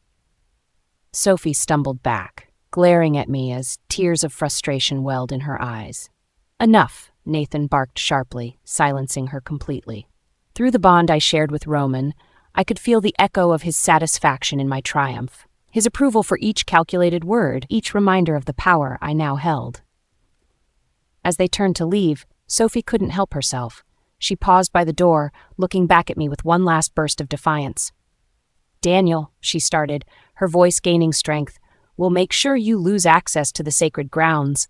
He'll—" Nathan cut her off with a thunderous roar. "Sophie!" His yell reverberated through the room, heavy with unbearable alpha dominance. Sophie practically flinched out of her shoes, her words dying on the tip of her tongue. I tilted my head, watching her carefully. "Sacred grounds?" I repeated, letting the amusement seep into my tone. "Is that supposed to scare me?" She blinked, confused. "You really don't get it, do you?" I asked, stepping closer until the full weight of my wolf's power shimmered just beneath my skin. "I don't need you. I don't need the winter pack. And I sure as hell don't need access to your sacred grounds." Just her mouth opened and closed like a fish out of water. "Take your threats to someone who might actually care," I finished, my tone cold. Her body visibly deflated, all the fight gone from her as she looked to Nathan for support. But his expression was stony, and he simply dragged her out without another word. The moment the door clicked shut behind them, the tension in the room broke like a snapped wire. Through whispers and bonds, I could already sense Sarah's growing desperation. The realization was finally starting to hit her. None of her manipulations worked anymore. I smiled faintly, glancing at my shelves of precious supplies. Everything she tried was futile now. I controlled the very resources that Grace needed to survive. Their power over me was long gone. Chapter 49, Forced Submission, Scarlett's POV. Claire burst through the door of my office. Her steps hurried, her shoulders tense as if she carried the weight of a mountain. Her face was pinched with worry, and the clipboard in her hands shook slightly. I looked up from the order forms I had been reviewing and leaned back in my chair, folding my arms across my chest. "What is it, Claire?" My voice was calm, steady, but I could see the urgency in her wide blue eyes. She took a deep breath, clutching the clipboard as if it were the only thing keeping her grounded. "Scarlett, the Winter Pack has officially declared all their resources off-limits to you," she said, each word tumbling out in a rush. Sacred healing grounds, rare herbs, everything. They've sanctioned you completely. At first, I said nothing. I let the words settle in the air, weighing their significance. Slowly, a smirk crept across my lips. Is that so? I finally said, a hint of amusement curling in my voice. Claire blinked, clearly thrown off by my reaction. Scarlett, this could make things difficult, she said tentatively. I shook my head, pushing back my chair and standing. Difficult? No, Claire. They've just proven how powerless they are. I stepped toward the large window that overlooked the healing center's main floor. Outside, I could see the bustling activity of my staff, unpacking shipment after shipment of the latest premium herbs and healing supplies. The crates stacked high glinted with labels of moonstone elixirs and wolf recovery serums so rare that entire packs would barter sacred grounds for even a vial. Through the large glass window, I also noticed 2 winter wolf guards watching from a distance, their gazes sharp as they took in every detail of my operation. I gestured for Claire to come closer, pointing toward the scene outside. Do you see that? I asked her, my voice calm but firm. She nodded hesitantly, following my gaze. Yes, but they can block their resources. Ban me from their precious grounds. It doesn't matter. I stepped closer to the glass, staring at the guards, who shifted uncomfortably under my gaze even from the distance. Because I don't need them.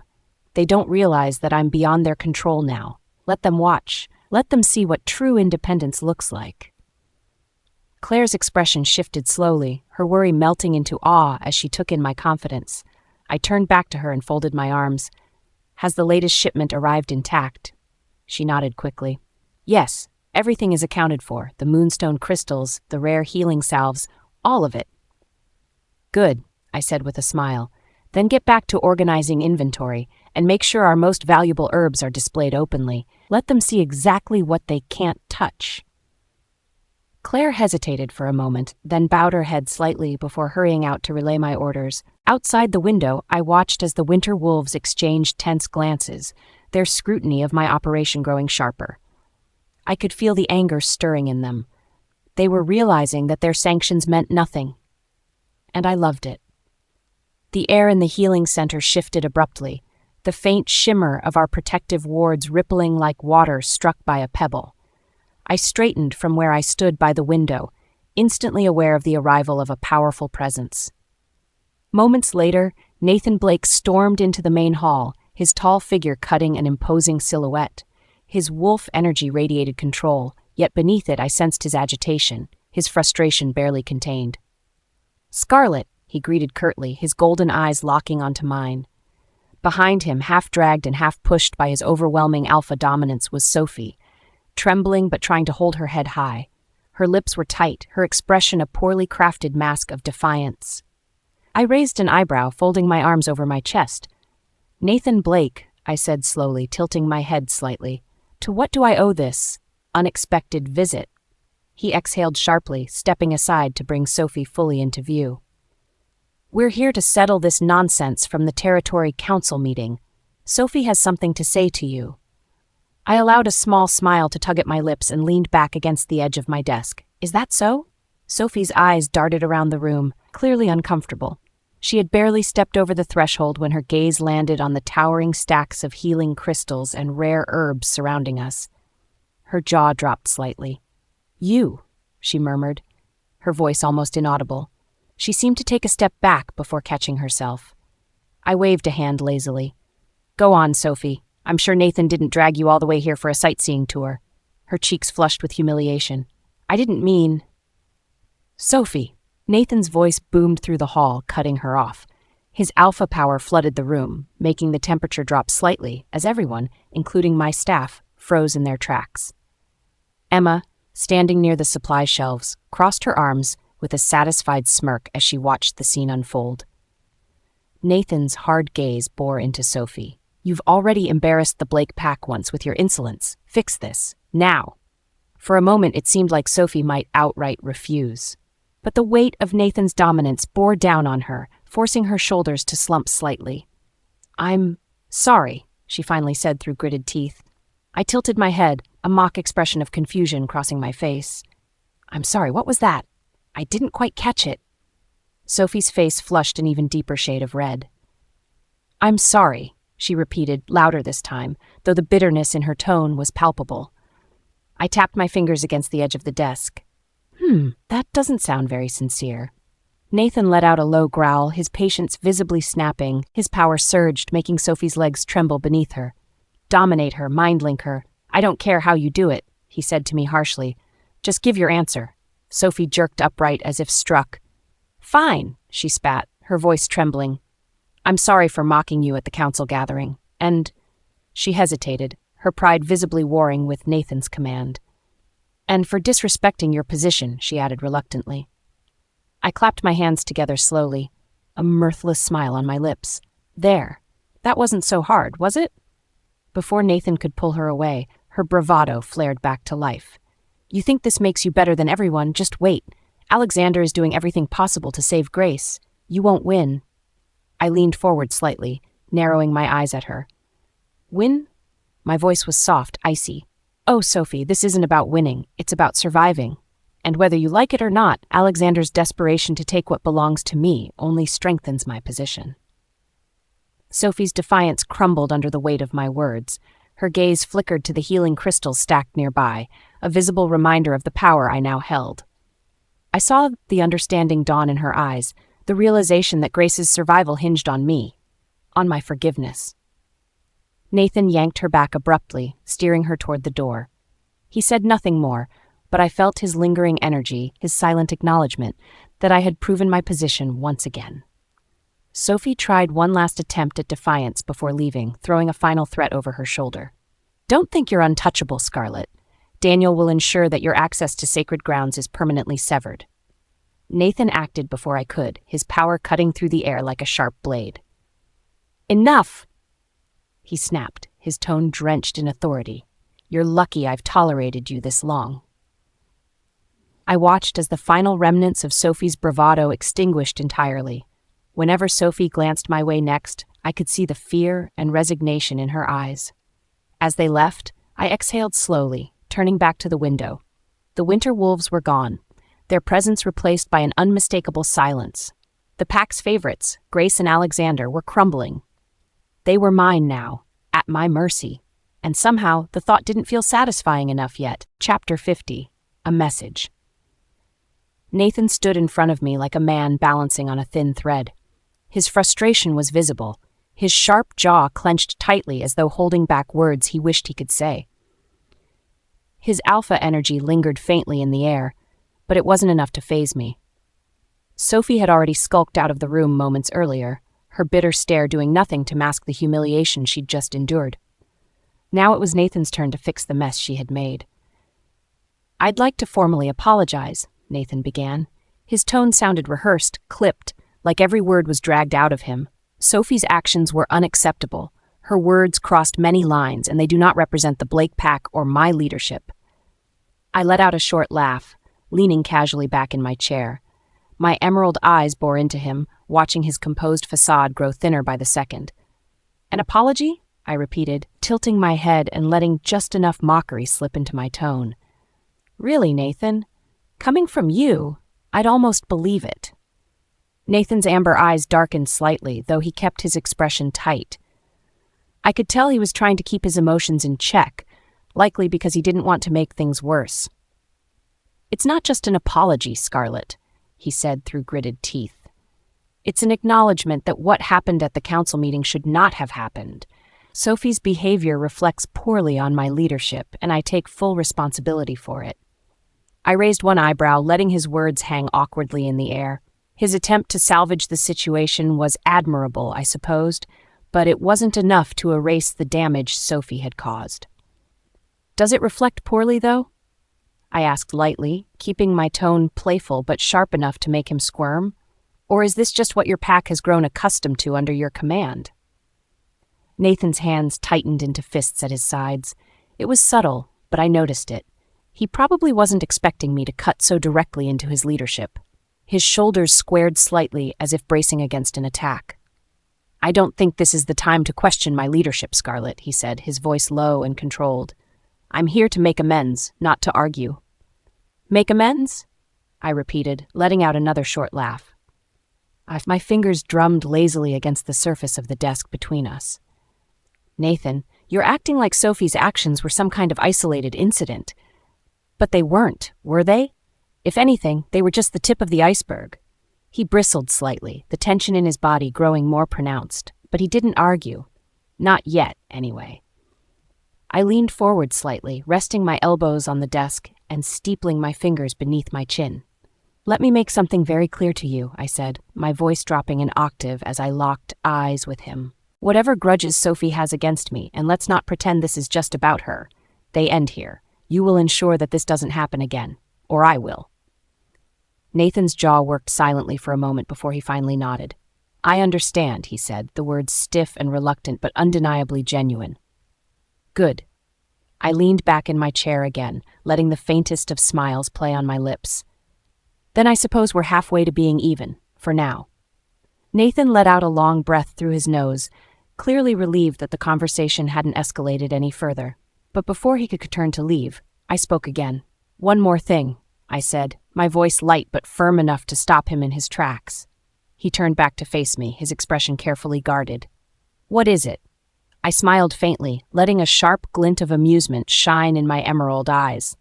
Daniel, I said simply, watching Nathan's reaction carefully. His posture stiffened visibly, and his amber eyes narrowed slightly. Finally, the mask of calm cracked just a little. What about him? Nathan asked cautiously. I tilted my head slightly, feigning an innocent expression. Oh, nothing much. Just a little bird told me he's been spending quite a bit of time with someone from outside the pack, someone human. Silence followed my words, and I watched as Nathan's face shifted from confusion to realization. You know how these things go, I continued, my tone almost playful. It doesn't take much for a harmless little rumor to spiral into something much bigger. And we wouldn't want that, would we? Nathan's jaw tightened again, his fists curling once more at his sides. I'll look into it, he said stiffly. Of course you will, I replied sweetly. The sharp edge in my voice didn't go unnoticed. Nathan gave me one last look, his eyes unreadable, before finally turning on his heel and striding toward the door. Do let me know if Sophie needs another lesson in etiquette, I called after him, unable to resist one last jab. He didn't respond, but the way his shoulders tensed told me I'd hit my mark. When the door clicked shut behind him, I allowed myself a small, satisfied smirk. Nathan might have walked in thinking he still had some upper hand, but it was clear he had left knowing otherwise. The faint hum of the lamp overhead was the only sound in the study as I leaned back in my chair, staring at the swirling smoke from the cigarette in my hand. Scarlett's voice still lingered in my mind from our earlier mind link, though her words didn't ease the tension in my chest. How'd it go with Nathan? I had asked her, knowing full well it hadn't been a pleasant interaction. As well as expected, she had replied, her tone light but tinged with the sharpness that always followed encounters like these. Though she didn't explicitly say it, I knew Nathan had questioned her about us. About me. The thought made Logan stir restlessly within me, his growl reverberating faintly in my chest. You didn't let him push, did you? I asked, my voice already dipping into a growl. Scarlett's soft laugh floated through the link. Roman, please. You think I'd let someone like Nathan outmaneuver me? Pride warmed me briefly, but it didn't completely snuff out my irritation. Good, I muttered. Yet the protective instinct within me raged quietly. But I'll handle him from now on. He doesn't get to involve you in their games. She let out a soft sigh, clearly trying to brush off my concern, but I wasn't so easily deterred. As my mind replayed the conversation, I reached for the stack of papers on the desk, arranging them with sharp, deliberate movements as Logan continued to bristle. She handled it well, Hunter remarked from the other side of the room, his arms crossed as he leaned casually against the bookshelf. I know, I replied shortly, the glowing end of the cigarette flaring briefly as I took another drag. But it's not about her handling it, it's about them knowing where to draw the line. And they won't. Hunter didn't argue, his gaze steady as he watched me sort through the documents. Brief flashes of memories flickered through my mind like ghosts. Scarlett's 14th birthday, sitting alone by the thorn-pack training tree as the other kids celebrated nearby. Her 16th birthday, pretending not to care that the Winters pack had conveniently scheduled a council meeting the same day. Years of isolation, of misery, and those wolves thought they could still control her? "I take it you're still thinking about her birthdays," Hunter said quietly, his voice even but not without a hint of softness. I exhaled a slow stream of smoke, nodding. "Everything they did," I murmured. "They thought it would break her. But it didn't," Hunter pointed out, his gaze sharpening. "No," I agreed, though my jaw clenched slightly. "But that doesn't mean I'll let it happen again." The documents detailing Scarlett's upcoming celebration lay neatly spread across my desk, a stark contrast to the tangled thoughts in my mind. This year would be different. Hunter glanced at the papers curiously, his brows lifting slightly. "You're really going all out for her birthday, aren't you?" I stubbed out the cigarette, the faint hiss of the ember extinguishing filling the quiet space. "She deserves better," I said simply. Hunter smirked faintly. "A message, then?" "Yes," I replied, my icy blue gaze fixed ahead like stone, unyielding. "A message they won't forget." Chapter 51. Scarlett's Making a Fortune. As we left Scarlett's healing center, the weight of what had just transpired hung heavy between Sophie and me. The tension in the air was sharp enough to cut, made worse by the lingering humiliation stamped across Sophie's face. She walked a step behind me, her shoulders stiff with rebellion she didn't dare voice aloud in the moment. Her failure to understand the gravity of her actions grated on me. Every word, every faux apology she'd stammered inside that center had dug the Blake pack deeper into a hole we might not crawl out of. I glanced at her sharply, needing to shatter the stubborn pride I sensed simmering in her. "What were you thinking back there, Sophie?" My voice came razor-sharp, low, and vibrating with barely concealed anger. She flinched, but regained her composure quickly, tossing her platinum hair over her shoulder. "I was telling the truth during that council meeting. Scarlett doesn't belong in our circles. Her arrogance." Her words sparked my temper, and I whirled on her faster than she expected. "That arrogance, as you put it, is backed by more power than you or any of the Winter Pack could ever imagine. Or did you miss that detail during your apology?" Sophie's blue eyes widened slightly, but she quickly hid her fear behind a mask of defiance. "Nathan, she's nothing but—" "Enough!" I snapped, my tone hard enough to make her bite her lip. "Do you have any idea what kind of protection Scarlett has? Did you not feel the authority in the air when Roman's warrior guards were nearby? Did you miss the wealth displayed so openly in her territory? That isn't defiance, Sophie. That's power." Her cheeks flushed, though her mouth opened and closed like she wanted to argue further. She faltered as realization flickered in her expression, something close to disbelief taking over her features.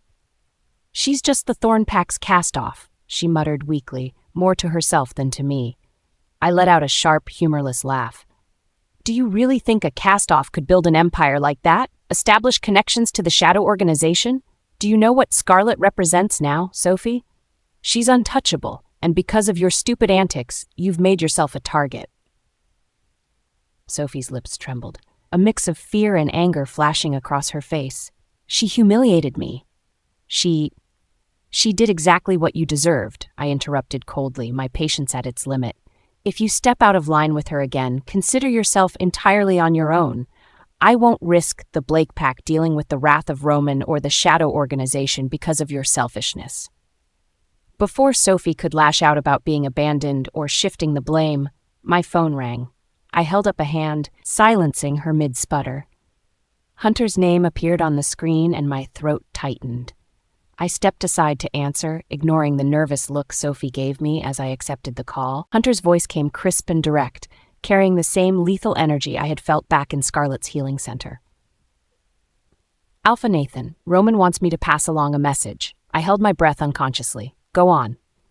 "You are to ensure that every member of your pack ceases all interference with Scarlett immediately," Hunter said, his words sharp and cutting. "No business disruptions, no provocations, no more foolish attempts to undermine her. Roman will consider any further disrespect a personal challenge, and I don't think I need to remind you what happens when he's truly provoked." A chill passed over me despite the warm sunlight filtering through the trees. "Understood," I replied, keeping my tone as steady as possible. "Good," Hunter said evenly. Make sure Sophie remembers this too.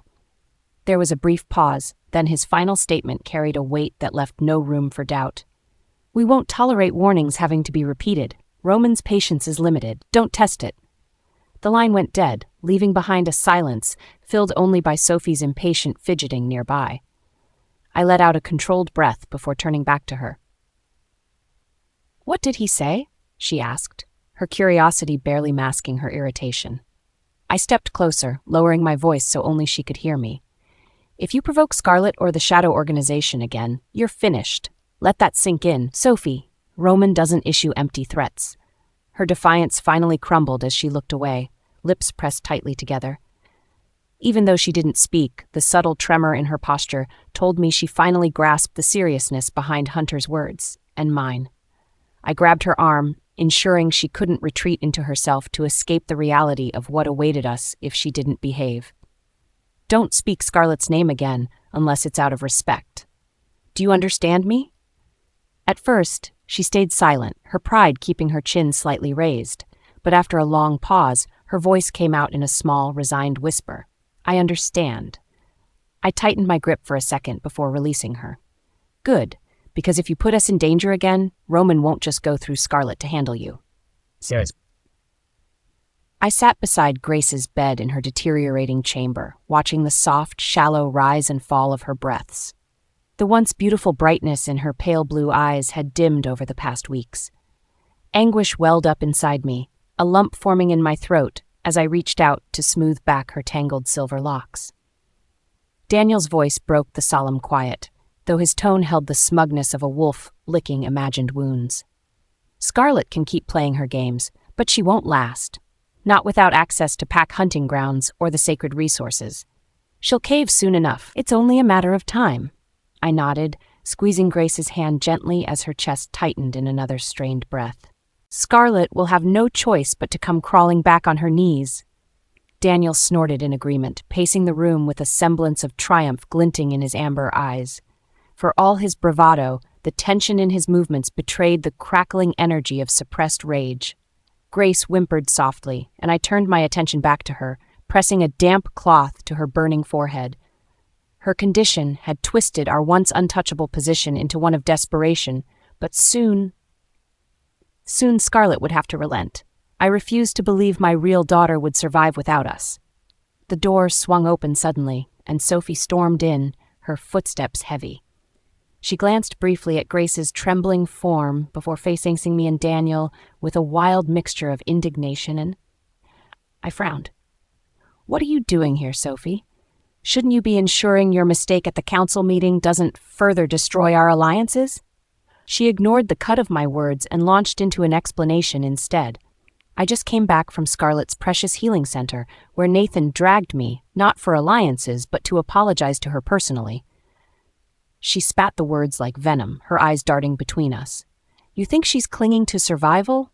You're delusional. That so-called center of hers isn't just stable, it's an empire. She earned over $10 billion last year. She doesn't need sacred grounds, Sarah. Daniel stopped pacing, his posture steel-rigid as her words hit him like a sudden blow. What are you talking about, Sophie? That can't possibly be true. It is, she snapped. I saw it with my own eyes. Nathan himself had to practically beg her forgiveness. Scarlett's stacked with resources, the kind of resources that make our entire pack look weak in comparison. I felt the color drain from my face. The tremble in Sophie's lip wasn't from anger, it was from truth. Daniel growled low, his wolf bristling so forcefully that the room felt colder. She has no right. Sophie interrupted bitterly. She has every right when Nathan, your mother, and even Alexander underestimated her. She glanced at Grace but didn't add more. The weight of her words landed heavily across us both. My grip on the cooling damp cloth tightened unconsciously. Daniel's voice wasn't just furious now, it was stricken. Scarlett's making a fortune, isn't she? Tell us the truth about how much she doesn't need us anymore, Sophie. And with that, the burn of my worst fears sliced clean through. For my fragile plan to control Scarlett, I had played myself as much as her. Chapter 52, Call Me, Darling. Emma's voice buzzed through the mind link, her tone somewhere between outrage and amusement. You wouldn't believe the uproar this has caused, she said, barely able to keep her laughter in check. Sarah and Daniel are scrambling like cornered pigs. I set the herbs I was sorting onto the counter and leaned against it, a smirk already forming. What happened now? Oh, you'll love this, Emma said, her glee palpable. They just found out how much your business made last year. Apparently, the number hit them harder than a silver dagger to the chest. I couldn't help but chuckle, a deep, satisfied sound. Did they really think I was just some helpless little she-wolf playing house with a few herbs? That's not even the best part, she added, her excitement ramping up. They're losing it because the money you made last year? It's more than the total revenue generated by all the sacred resources of the Winter Pack. Can you imagine their faces when they realized all this success has nothing to do with them? The image alone was enough to brighten my day. What are they doing about it? Oh, the usual. Emma's voice turned sarcastic. Scrambling to cut off your access to hunting grounds, manipulating supply chains, and pretending their influence still means something. Daniel's been contacting packs left and right, trying to sabotage your suppliers. It's pathetic, honestly. I sighed, shaking my head slowly. Let them try. They're clinging to the illusion of control that slipped through their fingers years ago. Emma snorted. Sarah's fuming. She can't believe you built all this without their help or their knowledge. It's like they've just discovered you're not only out of their grasp, but that you're ascending beyond them. Good. I replied simply, my voice cool. They deserve to feel powerless just like they made me feel all those years ago. We both fell into comfortable silence, the connection humming softly between us. But even without seeing her, I could feel Emma's grin. Oh, and one more thing, she added with mock gravitas. Apparently, Daniel even tried to convince one pack to pull out of their agreements with your center. They told him to, and I quote, mind his own business. That drew a laugh from me, light and genuine. I suppose they know better than to cross me now. They do, Emma said pointedly, but you should still stay sharp. They're not done scheming yet. I wouldn't expect anything less. With a final laugh, Emma cut the link, leaving me alone in the serene silence of my center. I leaned against the counter, letting the satisfaction wash over me. For once, it felt good to be me. Roman's hand rested lightly, but possessively on the small of my back as we entered the French restaurant. The air inside was rich with the aroma of buttery sauces and freshly baked bread, a sharp contrast to the crisp chill of the outside. I glanced around, the elegant decor and murmured conversations making it clear this wasn't just any restaurant. Roman always had a way of choosing places that screamed exclusivity and refinement. Roman, you know I'm perfectly happy with something simpler, I murmured, smiling up at him. Like hot pot. He frowned, though the corners of his lips twitched upward. Hot pot? Yeah, I said with a playful shrug. I was actually planning to meet Emma for some before you hijacked my lunch plans. His frown deepened, a mixture of disbelief and concern sparking in his icy blue eyes. Hot pot isn't suitable for you. I raised an eyebrow, curious. And why not? Too many spicy peppers, he said, his voice laced with a surprising amount of seriousness. It could affect your abilities. I bit my lip to keep a smile from breaking out. Roman, I'm not some fragile cub you need to shield from the big bad world. His lips quirked, but he didn't relent. You might not be a cub anymore, but you'll always be my little wolf. The words, spoken so casually, left a flush creeping up my neck. I hated how easily he could make my face burn, not with shame or anger, but with something softer, warmer. Careful, I teased, hoping to steer the conversation away from my embarrassment. Keep talking like that, and people might start thinking I'm still your little sister. He leaned closer, a rare, indulgent smile forming. Let them think whatever they want. His hand brushed against mine under the table, the contact sending an unbidden shiver down my spine. You've always been more than that to me. I stared at him, words caught somewhere in my throat. But the moment didn't last long, as the waiter arrived with the menus, breaking the tension. Even as we ordered, Roman's protective awareness seemed to wrap around me, a quiet but ever-present reminder of what we meant to each other, what we were becoming. The elevator ride down from the restaurant was a quiet one at first, the soft hum of the machinery the only sound. Roman stood beside me, his imposing presence both comforting and commanding. The doors slid open on the next floor, revealing none other than Alexander. The air seemed to crackle with tension as his amber eyes landed on us, more specifically on Roman's hand resting on my waist. "Scarlett," he said tersely, stepping into the elevator, "and him." His voice dripped with disdain as he acknowledged Roman. "Alexander," I replied coolly, refusing to let his presence unsettle me. His gaze shifted back to Roman, narrowing into a glare. "So it's true," he said, his voice low and seething. "You traded one alpha for another. Was that your plan all along? To sabotage our mate bond so you could crawl to someone else?" Roman stiffened beside me, his ice blue eyes darkening dangerously. My jaw clenched. "You don't get to rewrite the narrative," I said sharply. "You broke our connection the moment you chose Grace over me." "Chose Grace?" he repeated, his voice rising with incredulity. His anger boiled over as he took a step closer. "You're the one who ran. You're the one who—" His words were cut off as Roman moved, his hand leaving my waist to push Alexander back with casual, overwhelming strength. "Enough," he said, his tone icy and commanding.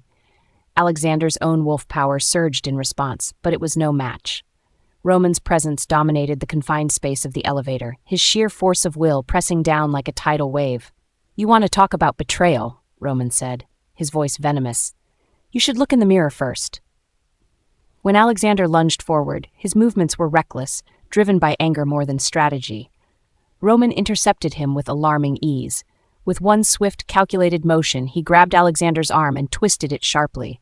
A sickening echoed through the elevator as Alexander cried out.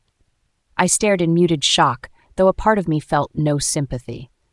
Roman released him, letting Alexander stumble back, cradling his broken arm. "Touch her again," he said, his tone low and lethal, "and next time I won't be so gentle." When the doors opened on the ground floor, Roman took my hand and led me out without a second glance at Alexander. Jason rushed forward, his face pale as he took in his alpha's condition. Before the doors slid shut, I turned to him. "Get him healed," I said coldly, my voice devoid of any warmth. In Roman's car, the tension hadn't entirely dissipated. He sat rigid beside me, his hand still clutching mine as if afraid to let go. "Do you feel sorry for him?" he asked suddenly, his tone dark. I blinked, startled by the question. "What? Do you still sympathize with him?" Roman's icy gaze locked onto mine, his intensity overwhelming. I shook my head. "No, Roman. Why would?" But before I could finish, he pulled me onto his lap, his arms wrapping around me possessively. His lips crashed against mine in a kiss that was both demanding and impossibly soft. When he finally pulled away, his lips brushed against my ear. "Good," he murmured. For a moment, I couldn't speak, my breath stolen by the force of his emotions, his need, his protectiveness, his love. But when he kissed me again, his lips traveling to my neck, leaving heated marks behind, my voice returned in a desperate whisper. "Roman, this isn't." He silenced me with another kiss, his words a low growl against my skin. "Say my name," he demanded. "Roman," I gasped. He pulled back slightly, his icy blue eyes locking onto mine. "Not that one," he said, his voice softer now but no less intense. "Call me darling." Chapter 53, Protective Possession. Roman's breath fanned hot against my ear as his lips trailed down to my jawline. His hand rested possessively against my lower back, pinning me gently but firmly against the plush leather seat of his SUV. My pulse raced at his touch, every brush of his fingertips sending shivers down my spine.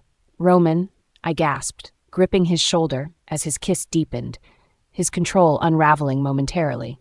His ice-blue eyes burned into mine when he finally pulled back, his thumb brushing over the marks already forming on my neck.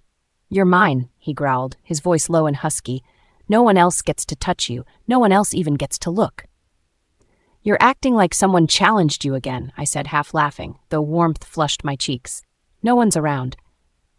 He smirked, his lips quirking mischievously. "Not yet. But if Alexander so much as breathes in your direction again, I'll make sure he regrets it." I rolled my eyes in an attempt to appear unaffected, though my heart thundered in response to his protectiveness. "The poor guy already has a broken arm, Roman. What more could you want?" "The satisfaction of crushing his wolf spirit," he replied simply, leaning in to press one last, lingering kiss at the juncture of my shoulder and neck. I wanted to scold him for making me so breathless, but words failed in the haze of his dominance. By the time we arrived at my treatment center, my blouse was askew, some buttons undone from our little distraction. I rebuttoned them hurriedly, swatting his hand away when he tried to help. He only laughed in that infuriating, knowing way of his as we exited the car. At the entrance, Roman loomed closer, his towering frame shielding me from the late afternoon sun. His ice-blue eyes softened as they scanned my face. "Eat properly tonight," he said. "It wasn't a request." "I will," I replied, though my tone lacked enthusiasm. "Actually, Emma and I were thinking of eating out. There's this cozy." "No," Roman cut me off, his expression hardening instantly. "I know the tavern you're talking about. It's not safe." "Roman, it's just dinner." His jaw ticked, the air around us seeming to still as his commanding presence pushed outward. "I don't care. That place is filled with rogues and loose tongues. You think Alexander's spies wouldn't be there, waiting for you to let your guard down?" "You're being dramatic," I muttered, crossing my arms. "Do not test me on this, Scarlett," he growled, his voice firm yet tinged with concern. "You might think you can handle yourself, but I won't risk anything compromising your healing or safety." Cora stirred in my mind, bristling at his dominant tone, but I held myself back. "Fine," I said finally, though my voice was clipped. His gaze lingered, searching my expression before his thumb brushed across my cheek. "Good girl," he murmured before stepping away. He waved off Claire, who'd been observing us from a distance with a puzzled look, and silently slid into his car. The marks he left on my neck tingled, a reminder of his possessive affection. Claire's teasing grin widened as she approached. "Well, someone's in love," she teased, her voice lilting with amusement as she handed me a clipboard. "It's not like that," I snapped, though my cheeks burned with heat. She raised an eyebrow knowingly. "Sure, boss. Whatever you say." She glanced at my flushed face. "You're glowing, you know that?" I ignored her, instead directing my frustration toward the paperwork in my hand. "Get back to work, Claire." She chuckled softly as she walked away, her teasing leaving a lingering embarrassment coiled in my chest. The afternoon dragged on as I busied myself with organizing my stock of rare healing supplies. Moon-blessed herbs and crystals glinted in the sunlight filtering through the windows. I focused on the steady rhythm of logging inventory, hoping it would drown out the whirlwind of emotions Roman had left behind. But peace was fleeting. Alexander's voice cut through my mind like a dagger, his furious mind link piercing through my shields. "Scarlett, don't think I've forgotten about your mysterious Alpha." His voice dripped with anger. "You think humiliating me in that elevator was enough?" My jaw clenched, irritation rising sharply. "Alexander, if you want details on Roman, why don't you start with the broken arm he gave you? Maybe it'll jog your memory," I replied coldly. "Who is he?" Alexander demanded. His frustration was palpable, feeding into Mason's restless growl in the background of the link. "And how dare you?" I didn't let him finish. With a sharp surge of willpower, I blocked his connection completely, severing his mind link. The silence that followed was blissful. It didn't last long. Minutes later, Sarah's presence intruded, her pack bond buzzing insistently. Her voice came through, blazing with unwarranted rage. "Explain yourself. How did you build that center? How do you have connections to European healers? Do you even know what Grace is suffering right now?" I felt a bitter laugh rise in my throat. "Do I know?" I spat back. "Do you know what it's like to be discarded by your own family? To have your own mother plot against you?" "You're being childish," she snapped. Her voice crackled with the effort of maintaining dominance through the link. "You owe this pack your loyalty." "I owe you nothing," I hissed. My head ached with the sheer effort of containing my anger. "You lost me the day you looked Grace in the eye and called her your daughter. Don't talk to me about loyalty when you've never known the meaning of it." The weight of her fury pressed heavily through the bond, but I was beyond caring. "Your precious Grace dug her grave, now deal with it." With one final mental shove, I slammed the bond shut, severing her access to me completely. By the time Emma's mind link reached me, inviting me to the tavern once more, I was tense with frustration. "Roman's being annoyingly overprotective again," I admitted. "He doesn't want me going to some tavern because of the atmosphere." Emma's mental laughter rippled warmly through the link. "Scarlett, you know that sounds unhealthy, right?" No offense, but his possessiveness— He means well, I interjected quickly, though Cora stirred uncomfortably. Look, I don't want to argue. Emma sighed but didn't push further. Fine, but if Roman starts deciding your grocery list next, we'll need to have a talk. I chuckled, though the thought lingered uncomfortably. Roman's interference in my life was becoming more consuming. Still, the bond between our wolves hummed contentedly, a reminder that Logan's affection wasn't entirely misplaced. As I was preparing to give in to Roman's restrictions, his voice interrupted me through our mental link. He sounded calm, curious, but firm. What are you planning to eat tonight? I hesitated. Fried chicken, I said lightly, but I can always change plans. Roman's displeasure rippled faintly through the bond. You know that's not good for. Before he could finish, Cora surged forward, her playful energy brushing against Logan. She nuzzled him through the mental connection, her affection melting whatever stern response he had prepared. I heard Roman sigh into the link, his resistance softening. Fine, he said reluctantly. His possessiveness yielded, leaving me grinning despite myself. As I gathered my things to head out, I couldn't help but marvel at how even in our battles of will, Roman's love had a way of wrapping around me like a warm, unyielding shield. Chapter 54. Just Luna. The satisfying clink of moonstone crystals echoed through the room as I arranged them on the shelves. Their gentle glow might have calmed me on another day, but not today. My movements were stiff, my grip too tight, and my mind was still replaying Roman's overprotective tone. You might one if you're not careful, Claire remarked, her voice tentative. She hovered in the doorway, holding a clipboard and biting her lip as she watched my restless hands. I paused, exhaling slowly to steady myself. Didn't mean to handle them so rough. Claire stepped forward cautiously. Do you want me to help?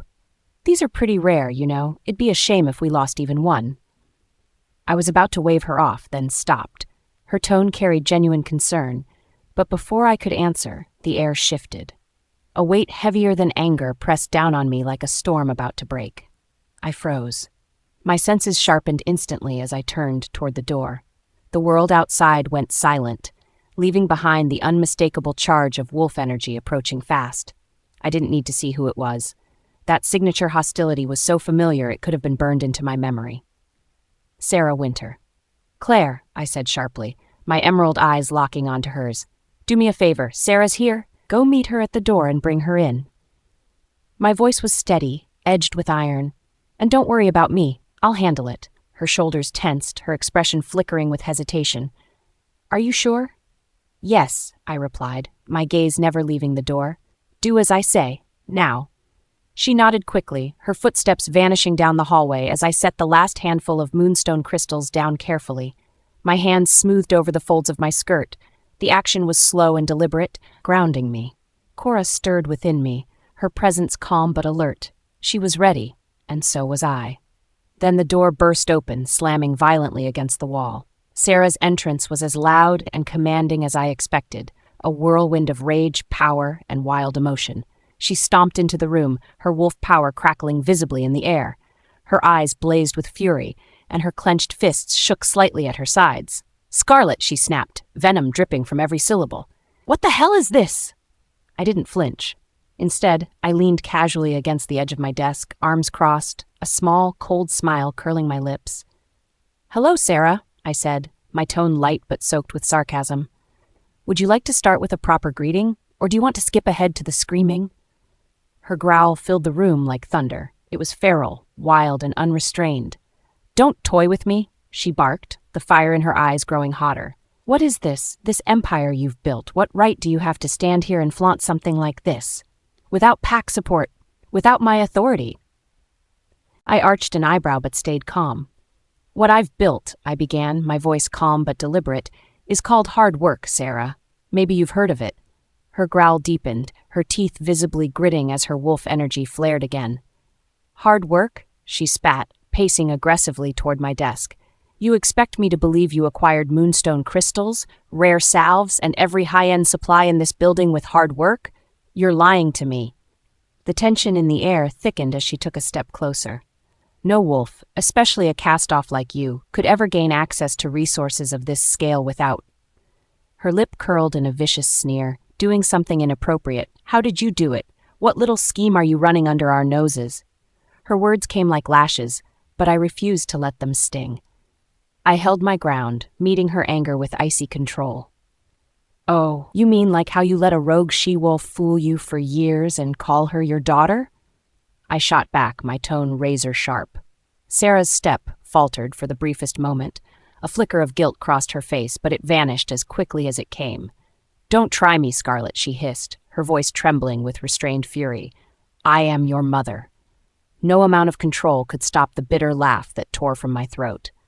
My mother? I repeated, my voice dripping with disbelief. Don't make me laugh, Sarah. A mother? You? Her wolf power surged again, her hands curling into tight fists. Yes, Scarlett, I am your mother. No, I said coldly, my emerald eyes narrowing.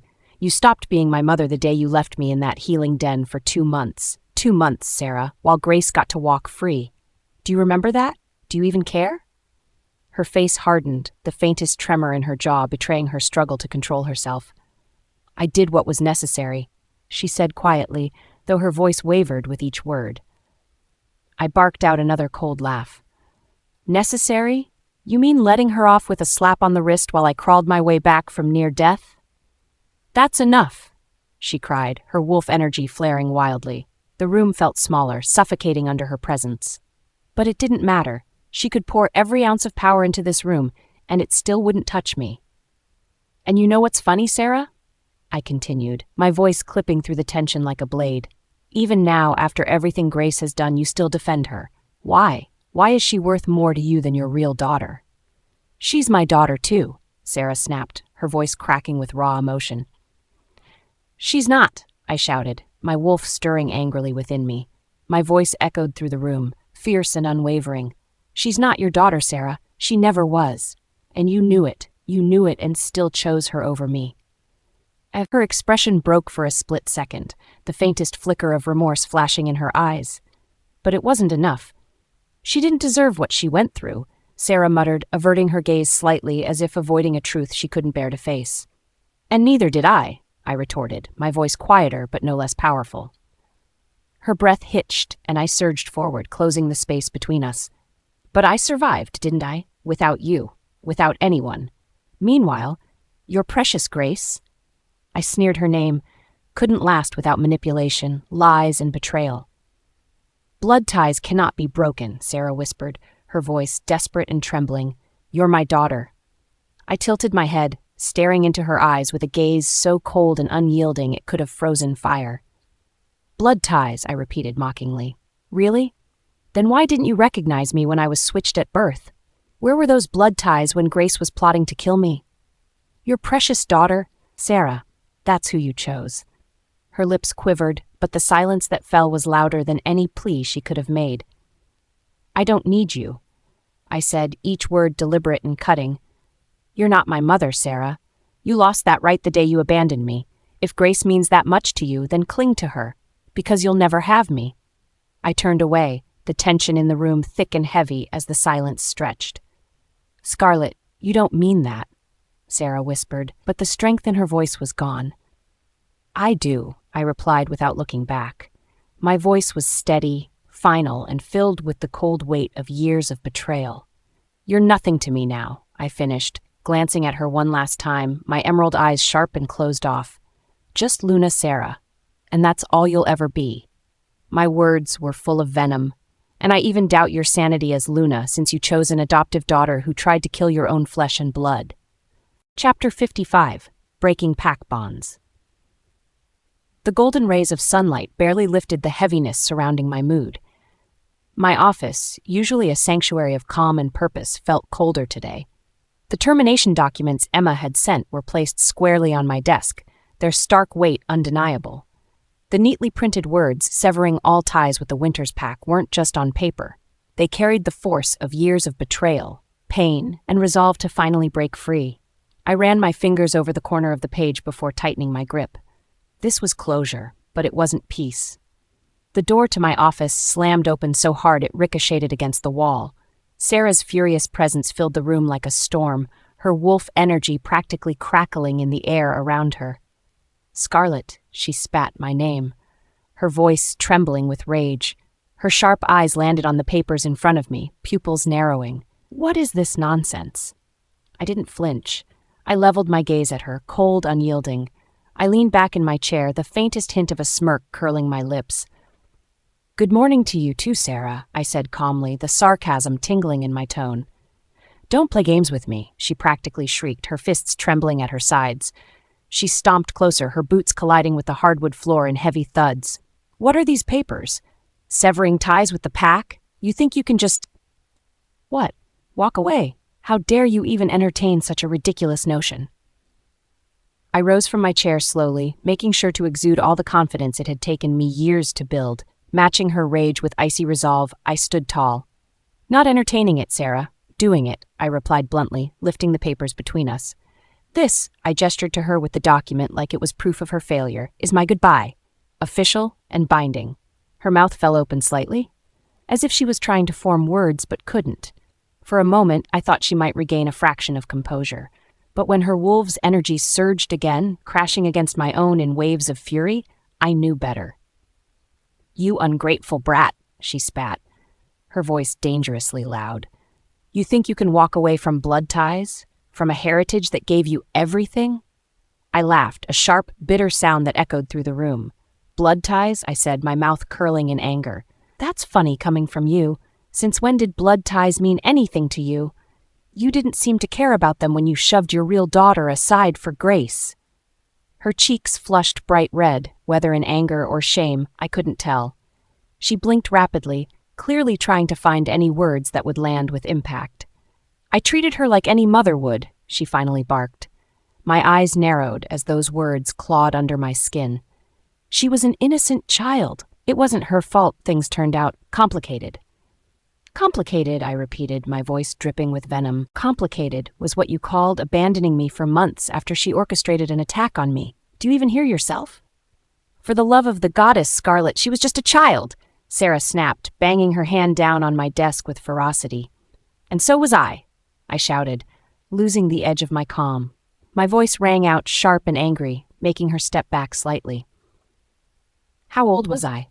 13? Barely old enough to understand what being a wolf even meant, and you threw me to the side like I was some burden. She froze, her breath ragged, eyes wide. But in true Sarah style, regret never lasted more than a heartbeat. Her expression hardened again as if she'd decided that doubling down was the only answer. "You don't understand the sacrifices I made," she said lowly, bringing her face much closer to mine. "What I did for this pack. For you." "For me?"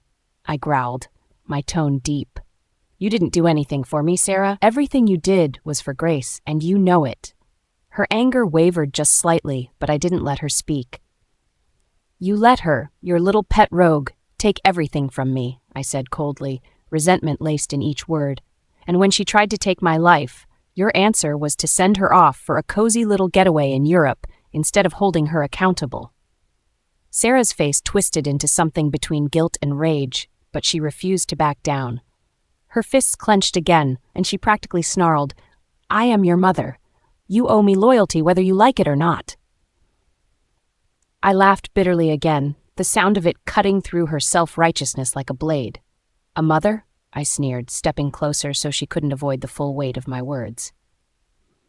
"You were never a mother to me. Mothers protect their daughters. Mothers love their daughters. Where was your love, Sarah? Because all I ever saw was the glowing pedestal you placed Grace on while I bled in the shadows." Her lips trembled ever so slightly, and for a single fleeting second, I thought I might have reached far enough to touch whatever remnant of humanity lingered in her chest. But Sarah Winter was nothing if not prideful. "Family bonds can't be broken, Scarlett," she hissed between her teeth. She lifted her head slightly, clinging desperately to the mantle of authority she had crafted for herself over the years. I took a step closer until only inches separated us. My gaze bore straight through her with the force of everything she had lost. "Oh, they can. They already were," I said firmly, each word landing like a fatal strike.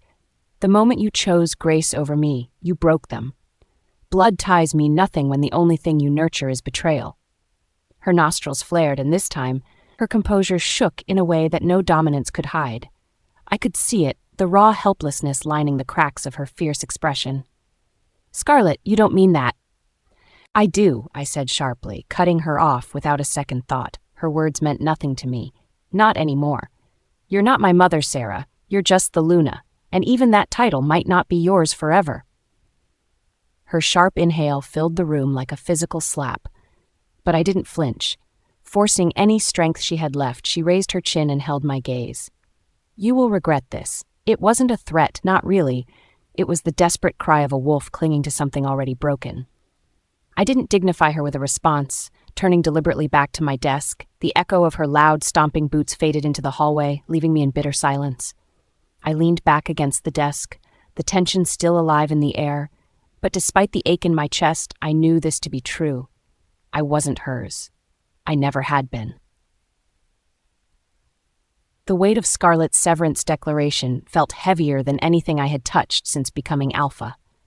I sat rigid in my office, rereading the document line by line as if my eyes could somehow undo what was written. I slammed my hand against the desk, the sound reverberating in my ears. Without thinking, I snapped my connection open to Sarah, her chaotic emotions crashing into mine like a storm. What happened? I roared, each word punctuated by rage. The pack bond carried the full force of my Alpha presence, leaving no room for defiance on her end. She's severing ties, Sarah replied, panic lacing her voice. She made it official. She said she's leaving the family, the pack, everything. And you let this happen? I growled, the heat rising in my chest dangerously fast. She's uncontrollable, Marcus. Sarah's voice cracked through tears and frustration. For years, she's been defying every rule we have. I don't know what to do anymore if she won't even listen to reason. Reason? My voice was electric with fury. This isn't defiance. This is calculated rebellion, and you gave her the opening she needed. Sarah stammered, but the hesitation in her mind was louder than her voice. You will fix this, I snarled, my tone low and sharp. Grovel, negotiate. I don't care. If Scarlett walks away fully, if this damages the pack's stability, then you can forget your position as Luna. Her wolf quivered beneath the implication, and her mental voice only answered in faint submission. Yes, Marcus. I didn't bother softening my stance. There was no room for patience here. The bond snapped closed, cutting off her desperate pleas. But this wasn't just her failure, it was also Alexander's. Tapping into the connection to my son, I shoved all pretense of politeness away. Alexander! My mind link hit as like a bullet to the brain, making him instantly alert. Scarlett severing ties with the pack, immediately. What are you talking about? Alexander's confusion quickly gave way to agitation. She wouldn't do that. She's already done it, I snapped. Do you understand the danger we're in? Grace's recovery. Every damn resource we need depends on Scarlett's supplies, and you're sitting on your hands. His silence stretched dangerously long. When he spoke again, his words were softer, filled with dread. She wouldn't risk losing us entirely, would she? She's not risking anything, you fool, I growled. She isn't the weak girl you turned down for Grace. Scarlett's building her empire while we scramble for scraps, and we might have just handed her the power to bury us. Can't we force this back? Alexander's voice trembled ever so slightly. Can't we negotiate? I held no patience for his desperate hope. None of our moves to control her had worked. She was no longer someone we could manipulate. Chapter 56, Unspoken Promises of Protection. POV. Grace's voice slithered into my mind like venom, each syllable wrapped in smug satisfaction. Oh, Scarlett, are you enjoying your little game of defiance? Her laugh grated on my nerves like claws on metal. Alexander has been relentless. Did you know? He's pulling every string to get that mansion for me. Such a prestigious place, perfect for my recovery. I doubt you even understand its importance. I didn't flinch. Her baiting didn't deserve that satisfaction. My hand tightened slightly on the jar of wolfbane extract I was sorting. Oh, I know all about his desperation, I replied, my tone icy. Chasing shadows, aren't you, Grace? You think that mansion is within your reach just because Alexander's scrambling like a pup chasing a bone? How amusing. Her laughter sharpened, brittle. You've always been petty, haven't you, Scarlett? Do you even know how much that mansion means to Alexander and me? It's more than just a house, it's symbolic. But I wouldn't expect you to understand. Did Alexander ever give you anything of worth during your engagement? Surely, nothing as grand. I paused, letting her words hang. Gifts, I mused, feigning ignorance. My voice turned mockingly sweet. Oh, you mean the trinkets? The meaningless jewels? I leaned on the counter, a smirk forming. I barely remember them, Grace. Funny that, isn't it? I can't recall a single thing he gave me. What does that say? Her pause was brief, but the silence buzzed with her simmering anger. You don't deserve anything, she spat. Alexander would have done more for me in a week than he ever considered for you. Clearly, I said dryly, brushing invisible dust from my sleeves, because you've trained him well, haven't you, Grace? How to beg, how to crawl, and how to exhaust his resources on a lost cause. Oh yes, you must be so proud. Her temper exploded, her voice harsh through the bond. You're revolting, Scarlett. Look at you, pretending to be some self-righteous wolf while clinging to your petty victories. That mansion will be mine. Is that what you're hoping for? I bit back, letting the cold edge sharpen in my voice.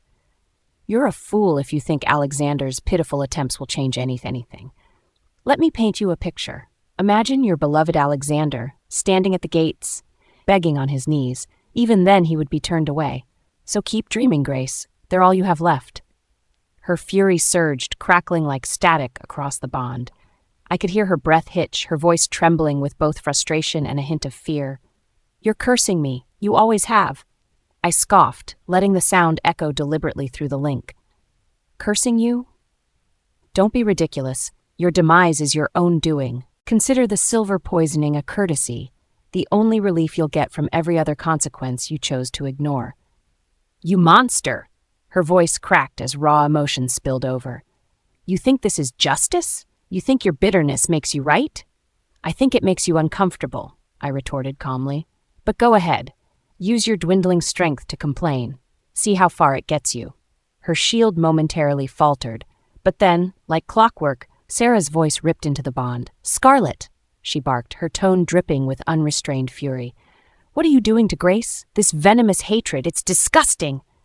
I rolled my eyes, not at all surprised by her sudden intrusion. Of course, here comes Sarah, charging in to rescue her precious Grace. My voice was dismissive. You're nothing if not predictable. Don't you dare mock me, she snarled. I felt her power pressing against me, trying to weigh me down. But Cora rose within me, steady and unyielding. Her attempt was like a passing breeze. You really need to give up on this performance, I shot back. My smirk widened. It's getting embarrassing. What is it this time, Sarah? Another emotional plea? Another demand I embrace this sham you call a family? Your behavior is unacceptable, she roared. You've become a menace, Scarlett. You've aligned yourself with dangerous wolves. Do you think I don't see it? Dangerous wolves? I mused, letting her words hang for effect. Oh, Sarah, do you mean Roman? My sarcasm was as sharp as a blade. I should hope you see it, because blindness would be a poor excuse for your ignorance. Sarah's anger boiled over, her voice crackling with rage. Do you think this is a game? You're walking a very dangerous path, Scarlett. You've forgotten everything we gave you.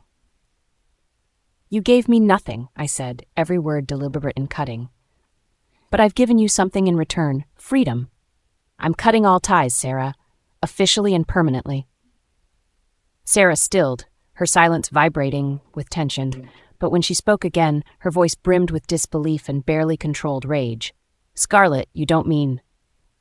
Oh, I do, I interrupted sharply, and here's the best part, you don't get a say. Your pack's pitiful resources, they mean less than nothing to me now. Check with Marcus, ask him how much he's lost since the supply chain crumbled. Thanks to me. You should be grateful, I even let you exist on the fringes of relevance for this long. Her voice shook, a mix of rage and desperation. Where is this coming from? Why are you doing this? Is it him? Who is behind this? I chuckled coldly, the sound low and deliberate. Seriously, Sarah, you still don't understand. You've always been irrelevant to me. Completely and utterly insignificant. That hasn't changed, and it never will. Good luck figuring out the rest. Before she could retort, I slammed the bond shut. Her fury faded into distant whispers, disjointed and weak. Their voices didn't remain quiet long. Faint tremors rippled through the bond, whispers of Sarah's desperation and Grace's manipulation clawing at the edges. I sighed, allowing just enough of the bond to flicker for my amusement. Scarlett! Sarah's voice broke through once more, her panic bleeding into every syllable. What do you think you're doing? This isn't the way forward. I refused to flinch. What's the matter, Sarah? Are we back to the same tired lecture about family and forgiveness? Let me stop you there. I'm not interested. You can't just leave, she tried to command, but her authority was hollow. Family bonds are unbreakable. You'll always be tied to us, no matter how far you run. I laughed outright, sharp and bitter. Family bonds? I repeated mockingly. That's rich coming from you. Where were those bonds when you left me in that den, barely alive, while Grace walked free? Where were they when I needed you? Stop it, she snapped, her tone desperate and cracking. You don't understand? What don't I understand, Sarah? I snapped back, my voice rising in intensity. That all of this, the lies, the manipulation, the betrayal, was to protect Grace? Or is it that you still think I owe you something after all that? Her silence lingered too long, her words faltering under the weight of truth. Is that what you're clinging to now? I asked coldly, grabbing the final piece of ammunition. That blood ties make everything okay? Newsflash, Sarah. Blood means nothing when trust is dead, and trust died between us a long time ago. Grace's voice suddenly joined again, faint but cutting. You'll regret this, Scarlett. When your empire crumbles, when your allies abandon you, you'll crawl back to us. I didn't bother to reply. Instead, I let the weight of silence crush whatever bravado she tried to muster. The bond fizzled out as I closed it fully, slamming the door on their grasping voices. The stillness that followed was blissful, like a long-awaited exhale. Through my connection with Roman, I felt his approval surge, a solid, unyielding reassurance. Logan's presence brushed gently against Cora's, their bond glowing with satisfaction. Together, their strength wrapped around me. Unspoken promises of protection radiating through every fiber. Chapter 57. She was home. Sarah's pacing rattled me as much as her fury. She stormed from one end of the room to the other like a wolf ready to attack, her steps striking the wooden floor so hard I thought the boards might splinter. Ungrateful doesn't even begin to describe her. Sarah spat, her voice rising with each word.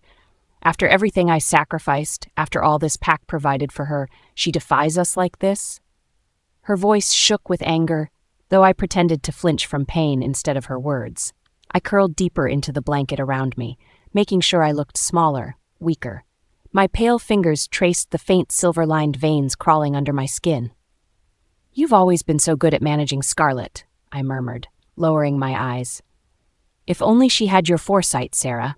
Maybe then we wouldn't be in this situation. Sarah stopped her pacing and turned, her wild energy still simmering. There was a flash of regret in her expression as she knelt by my side, her hands hovering over me as though afraid I might break from the touch. You've never disrespected me, she said softly, her fingers brushing a strand of hair from my face. Her touch lingered, tender and affectionate. You've always known your place in the pack, even when things were difficult. It's because of you, I whispered, my voice trembling slightly to sell the act. Your guidance, your strength. You've always been the perfect Luna, supporting us, holding us all together. Her expression softened, almost glowing with pride and maternal affection. I felt a rush of satisfaction. This was too easy. If Scarlett could be even half as loyal as you. The words hung in the air, sharp and bitter. I shifted slightly, displaying the silver burns on my arms. Her gaze fell to them, her maternal instincts taking over instantly. You're so strong, Grace, she murmured, her voice thick with emotion. You've endured more than anyone should. And still you're here, fighting every day. If only the Amber Pack had seen your worth right from the start. I let a faint hint of a smile touch my lips. Their acceptance, it means everything to me. It should never have been a question, Sarah replied firmly, her fingers curling against her palm as her anger returned. Their initial resistance was insulting, but we overcame it together, and we'll handle this. Sarah? I trailed off, letting hesitation creep into my voice. Scarlett's healing center. It could damage the reputation of the Winter Pack. Its independence shows weakness in our control. Her lips pressed into a tight line, her dominant wolf energy rising in the room until even breathing felt heavier. We won't tolerate this. That center of hers is an eyesore to everything we stand for. I nodded weakly, allowing my head to fall back against the couch pillow. Do you think Alexander might help?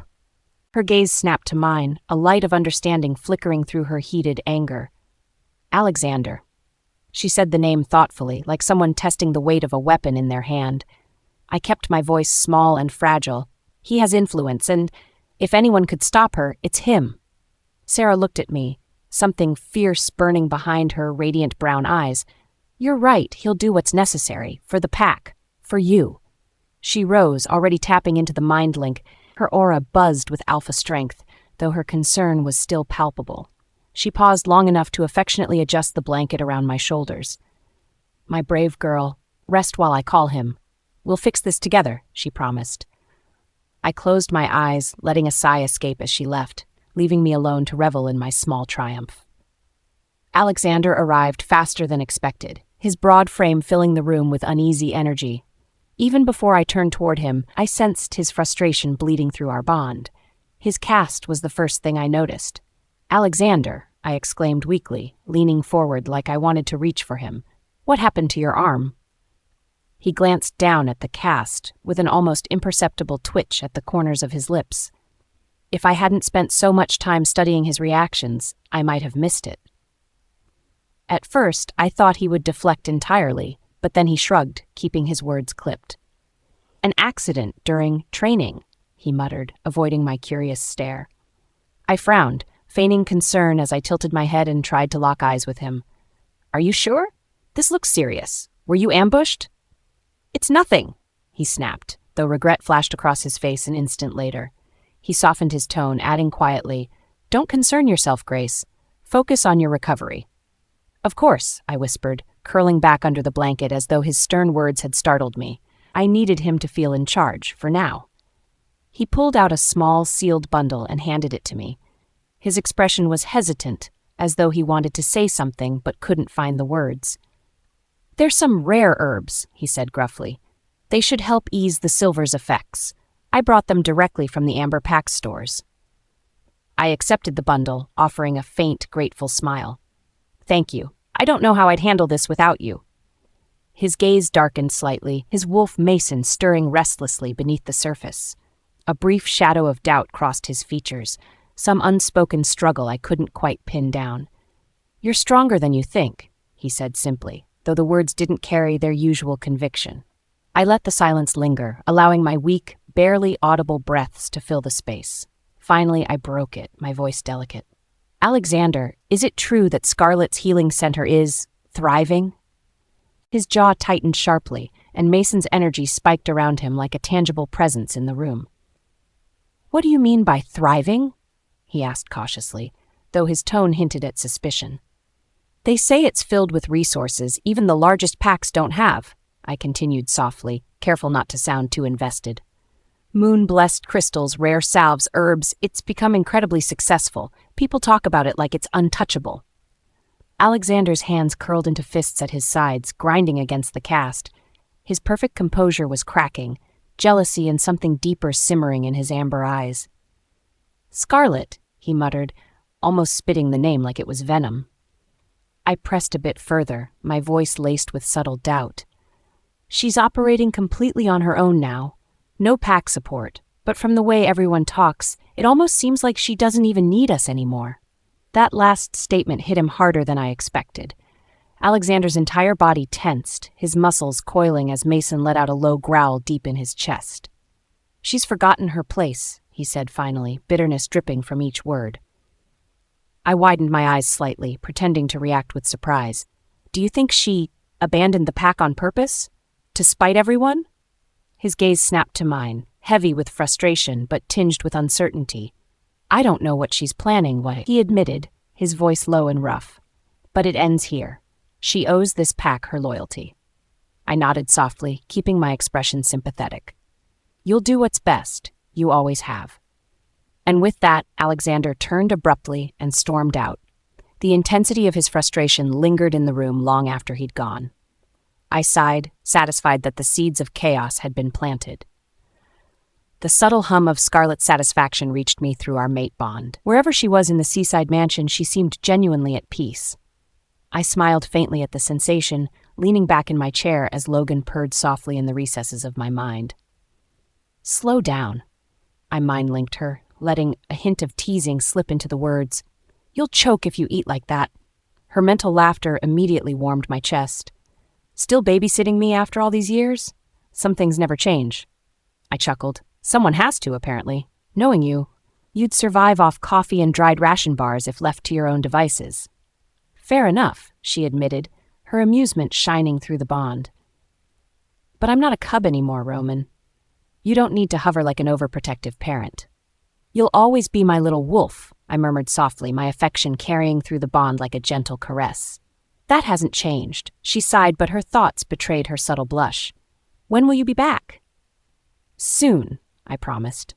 For now, rest. Let me handle everything else. She didn't argue this time, letting the connection fade as her emotions settled into contentment again. I turned my attention back to the man across from me, Eric Blackwood. His sharp eyes flickered with thinly veiled amusement, though he wisely refrained from interrupting. She suits you, he commented after a pause, leaning back in his chair. I hadn't pegged you for the sentimental type, Roman. I fixed him with a cold, measured stare. She's my sister, I said evenly, and my mate. His brows rose slightly, though his calm demeanor remained intact.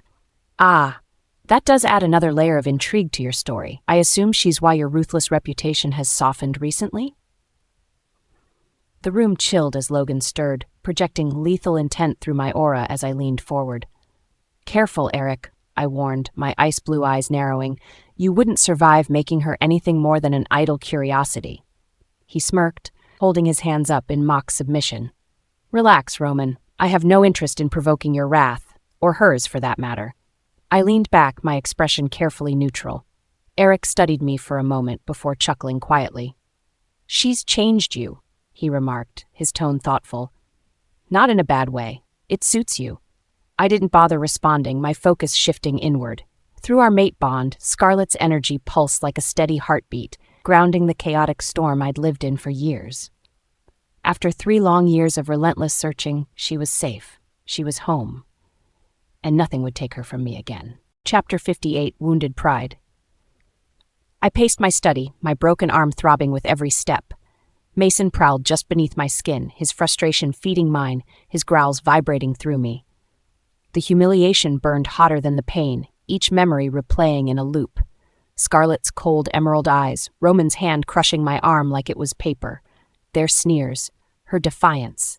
I slammed my uninjured fist against my desk, the wood groaning under the force. She's mocking us, I snarled under my breath.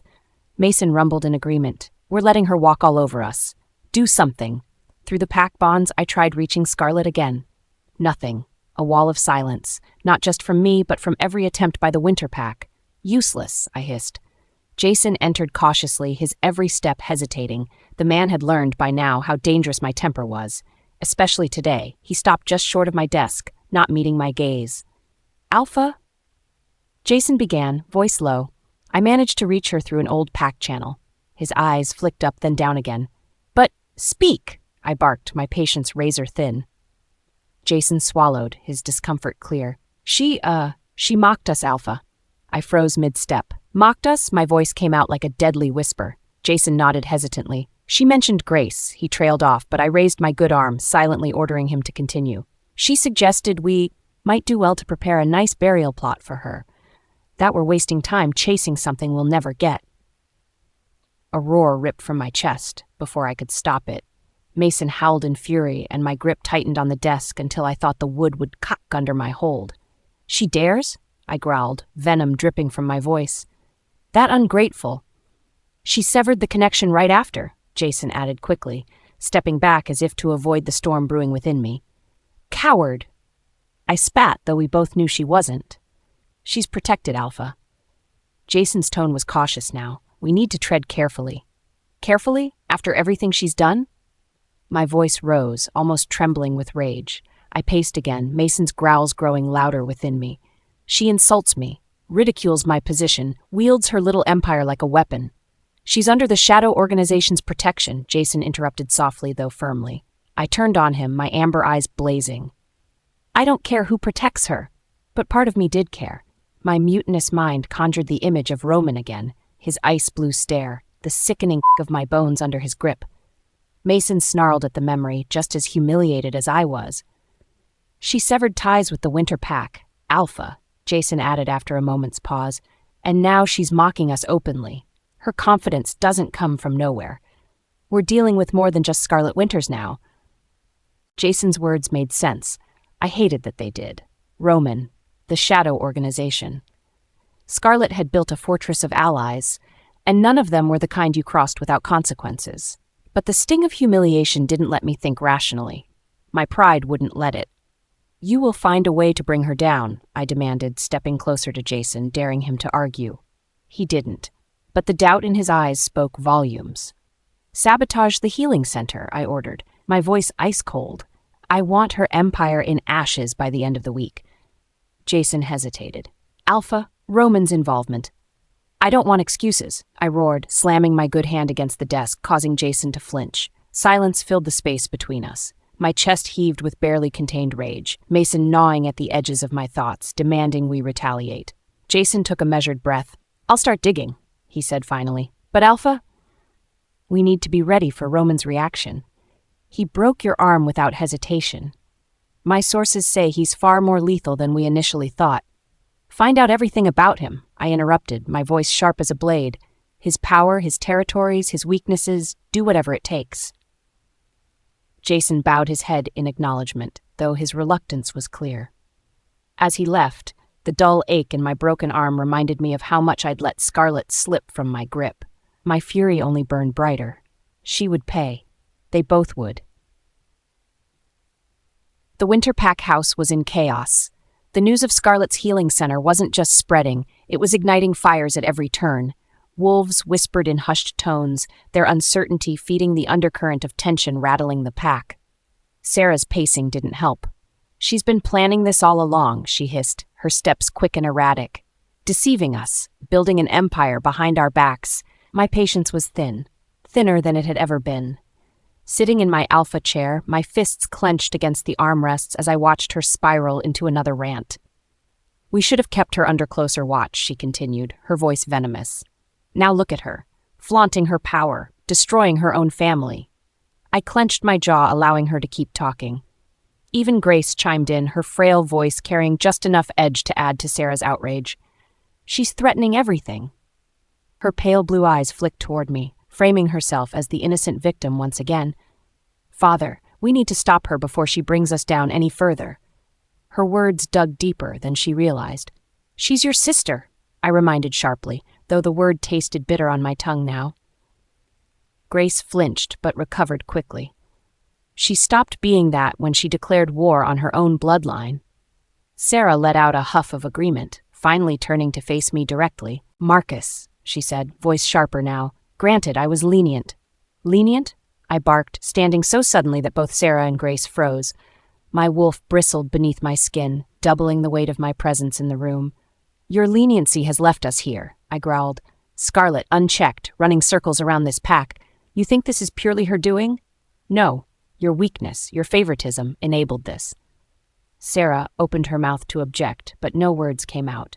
I hated the flicker of guilt that passed through her expression. Send for her, I ordered, my voice sharp as steel. She will answer for this. And if she doesn't come, Sarah challenged, though her voice lacked its usual fire. She will, I answered, though even I knew that was a stretch. Sure enough, the beta returned hours later, his face grim. Scarlett had blocked every attempt at a mind link. Furious, I stormed toward her territory myself. If she thought she could avoid me, she was wrong. But my fury only deepened when I reached the healing center.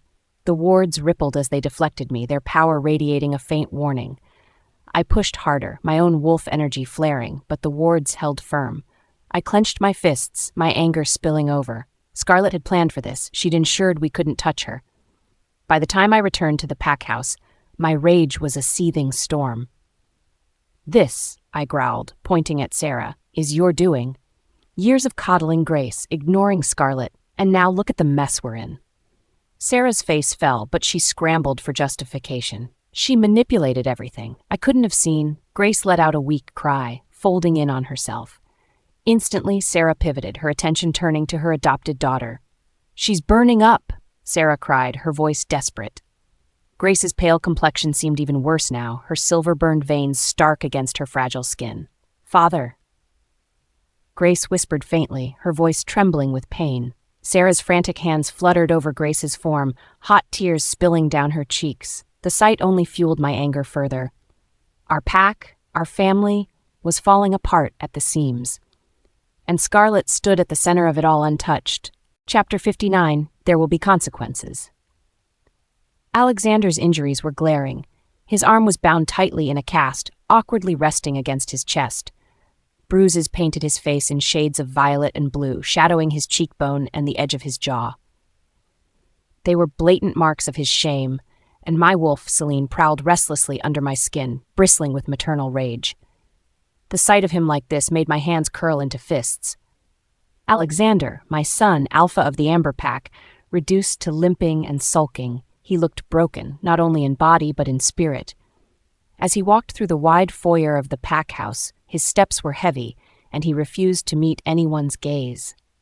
James had summoned him to the study, but as Alexander passed me, our eyes locked for a brief moment. His expression was unreadable, though there was a flicker of frustration in his amber eyes. Once he disappeared behind the grand oak doors of James's study, my anger bubbled to the surface. My son was beaten, and I needed answers. I didn't care if Alexander was too proud to explain himself. I had other ways of extracting the truth. I reached out through the pack bond and connected to Jason, Alexander's beta. "Jason?" I said crisply, demanding his attention. My voice betrayed none of the storm brewing within me. "Explain Alexander's condition, now." Jason hesitated, and that hesitation alone made Celine growl inside me.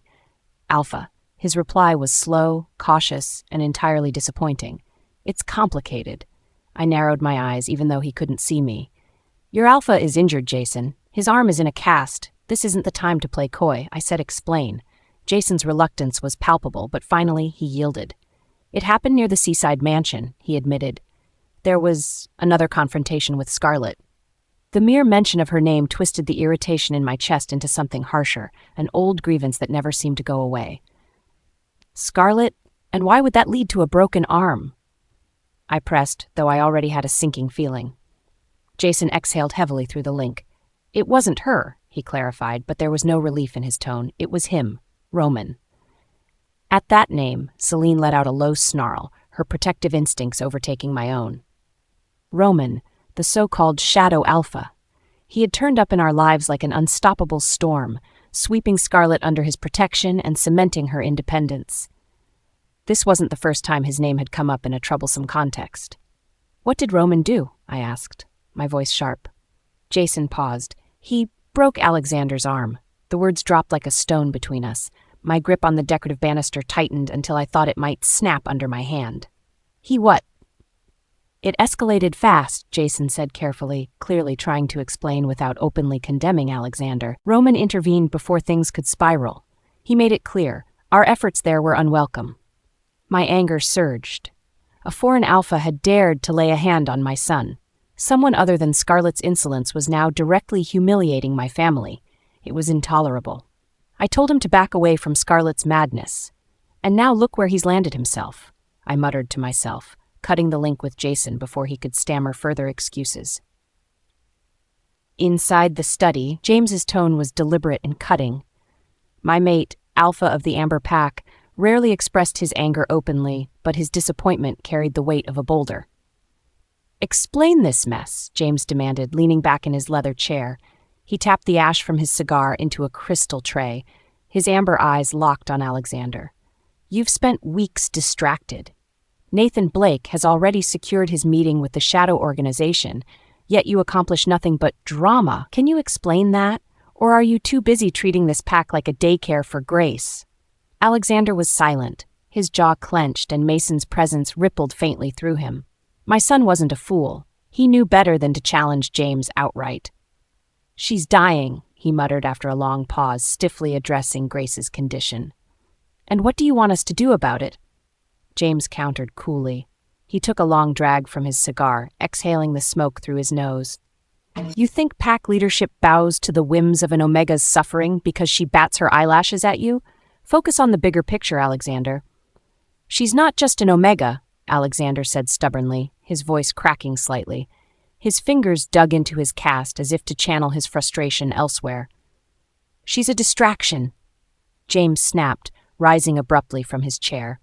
The force of his authority filled the room like a heavy fog, pressing down on both wolves present. And she's pulling you into constant turmoil.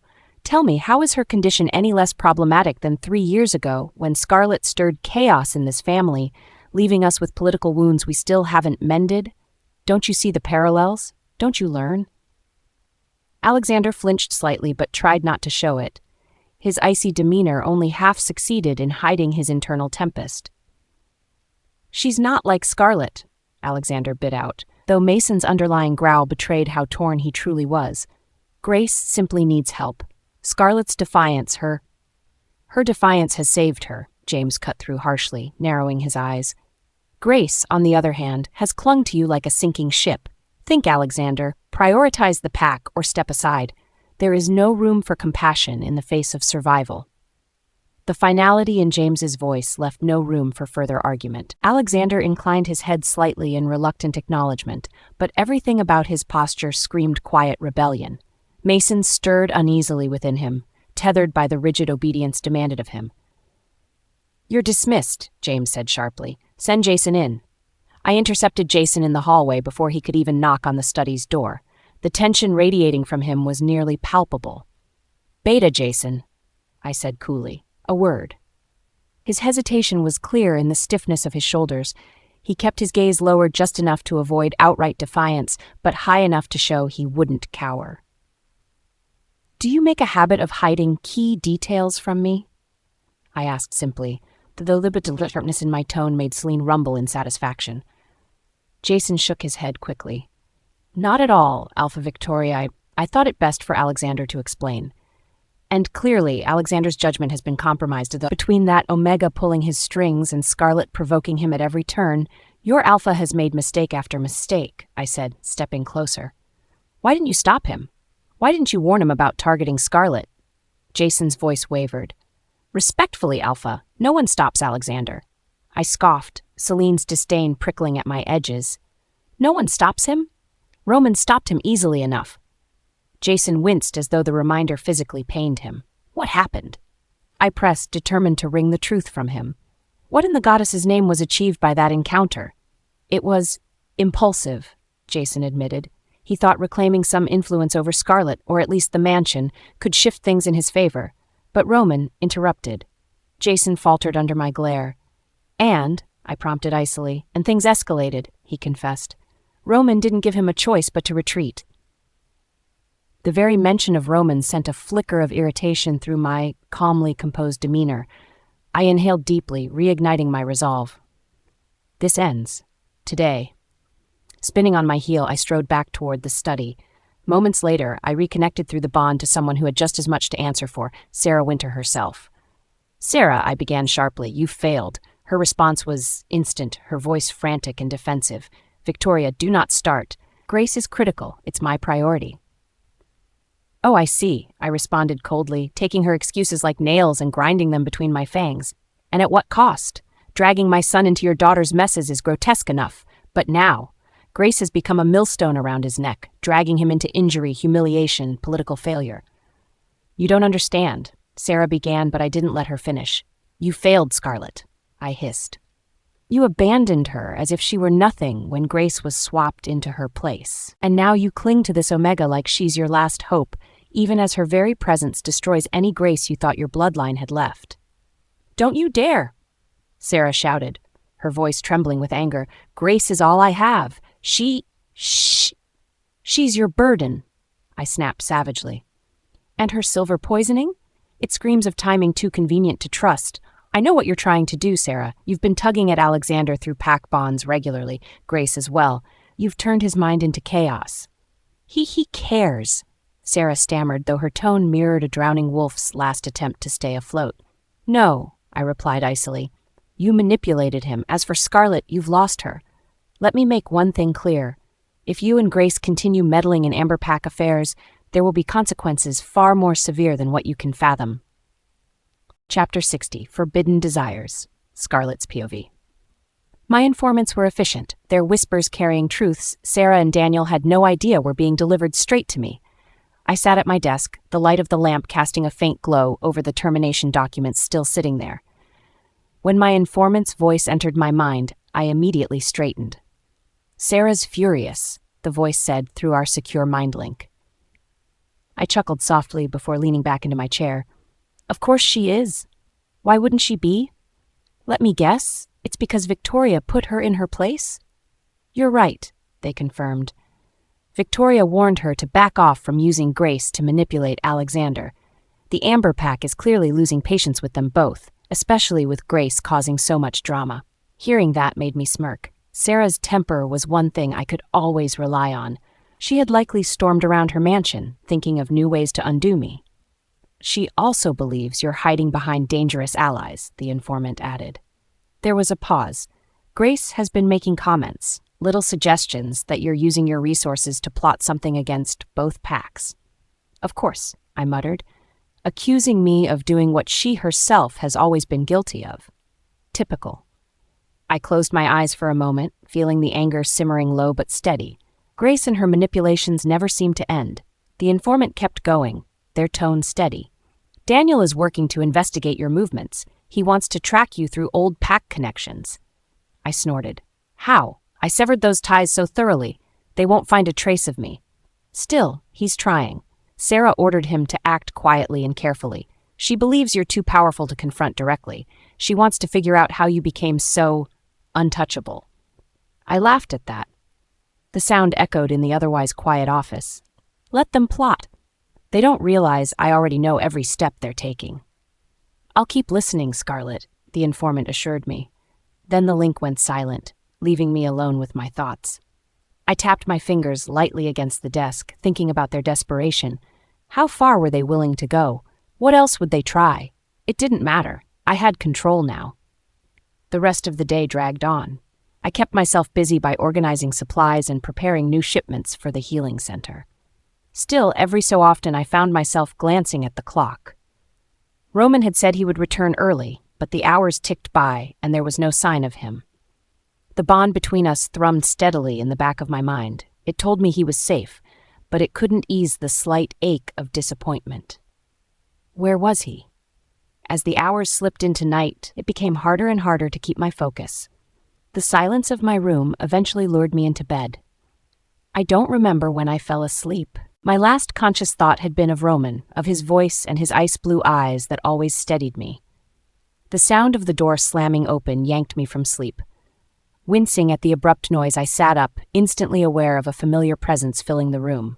"Roman?" I whispered, my voice still thick with sleep. He stepped inside, and as soon as I saw his face, I knew something was different. His striking eyes weren't just their usual sharp blue, they were clouded. Drunk. He swayed slightly as he shut the door behind him. The faint scent of whiskey clung to him, mingling with his usual scent of frost and pine. Before I could say anything else, he crossed the room in long, determined strides. Then he was on me. "Roman?" I gasped as his body pressed into mine, trapping me back against the soft mattress. His lips descended on mine in a searing kiss. It wasn't like the playful pecks he often teased me with. This was hungry, demanding, claiming. I tried to speak between kisses, but my words came out as soft murmurs instead. His hands tangled in my hair, tilting my head perfectly for him to deepen the kiss. "Roman," I managed again, my voice barely above a whisper. "What are you doing?" The only response I got was his lips trailing lower. The scruff of his jaw grazed my skin as he kissed along my neck, and I shivered. My body betrayed me, reacting to every touch and kiss. Cora, my wolf, rose beneath my skin, ecstatic to feel Logan so close. She practically purred, pushing me toward him. But my mind spun with confusion and guilt. "Roman, stop," I whispered weakly, though my hands had instinctively lifted to rest against his chest instead of pushing him away. He didn't stop. His hands found the edge of my robe, his fingers curling into the fabric. With a single pull, it loosened enough for him to slide his hand beneath it. I froze. This was Roman, my brother, my protector, the man I'd loved for so long but never dared to think about like this. But then again, he wasn't just my brother, he was my mate. The moon goddess herself had sanctioned this bond. It was the only thing that kept me from shoving him off entirely. Still, guilt warred against desire. "Roman," I said again, more firmly this time. My hands pressed lightly against his chest. He finally stopped, inhaling deeply as if grounding himself. Then, he rolled off me and lay on his back beside me. "I can't," he growled, his voice hoarse and rough. "Not like this. Not until I make you my wife." I lay there for a moment, catching my breath. My body still burned from his kisses, from the way his hands had explored territories no one else had ever dared. Finally, I slipped off the bed and tightened my robe properly. "Stay here," I whispered, looking at him for just a second before heading to the kitchen. My hands were unsteady as I prepared a hangover tea. The smell of the herbs calmed me slightly, grounding me after the whirlwind Roman had unleashed. When I returned, he was lying on my bed as though he belonged there. His dark hair was slightly messy, and his half-lidded eyes followed me as I approached. "Here," I said softly, holding out the tea. He sat up enough for me to feed it to him. His lips curved faintly into a small smile, as if even in his drunken state, he could see through my flustered attempts at nonchalance. "You're still taking care of me," he murmured, his voice thick but soft. "Always," I replied simply, taking the empty cup and setting it aside. I climbed back into bed, curling up beside him like we often did as children. Resting my head on his arm, I let the steady rhythm of his breathing soothe me. The moonlight brushed over his sharp features, making them appear even more perfect. This was my Roman, the man who had been my rock since the day Liam brought me into Thornpack, the man who had raised me, protected me, and unknowingly stolen my heart at 16. Now, he was my mate, the one chosen for me by destiny itself. I felt a small smile tug at my lips as I traced the memories. Fate truly had strange ways of weaving lives together. As Roman's breathing slowed into the soft rhythm of sleep, I stayed awake just a little longer. In that quiet, peaceful moment, I felt my love for him deepen even further. With him there was no shame, no fear, only warmth and belonging.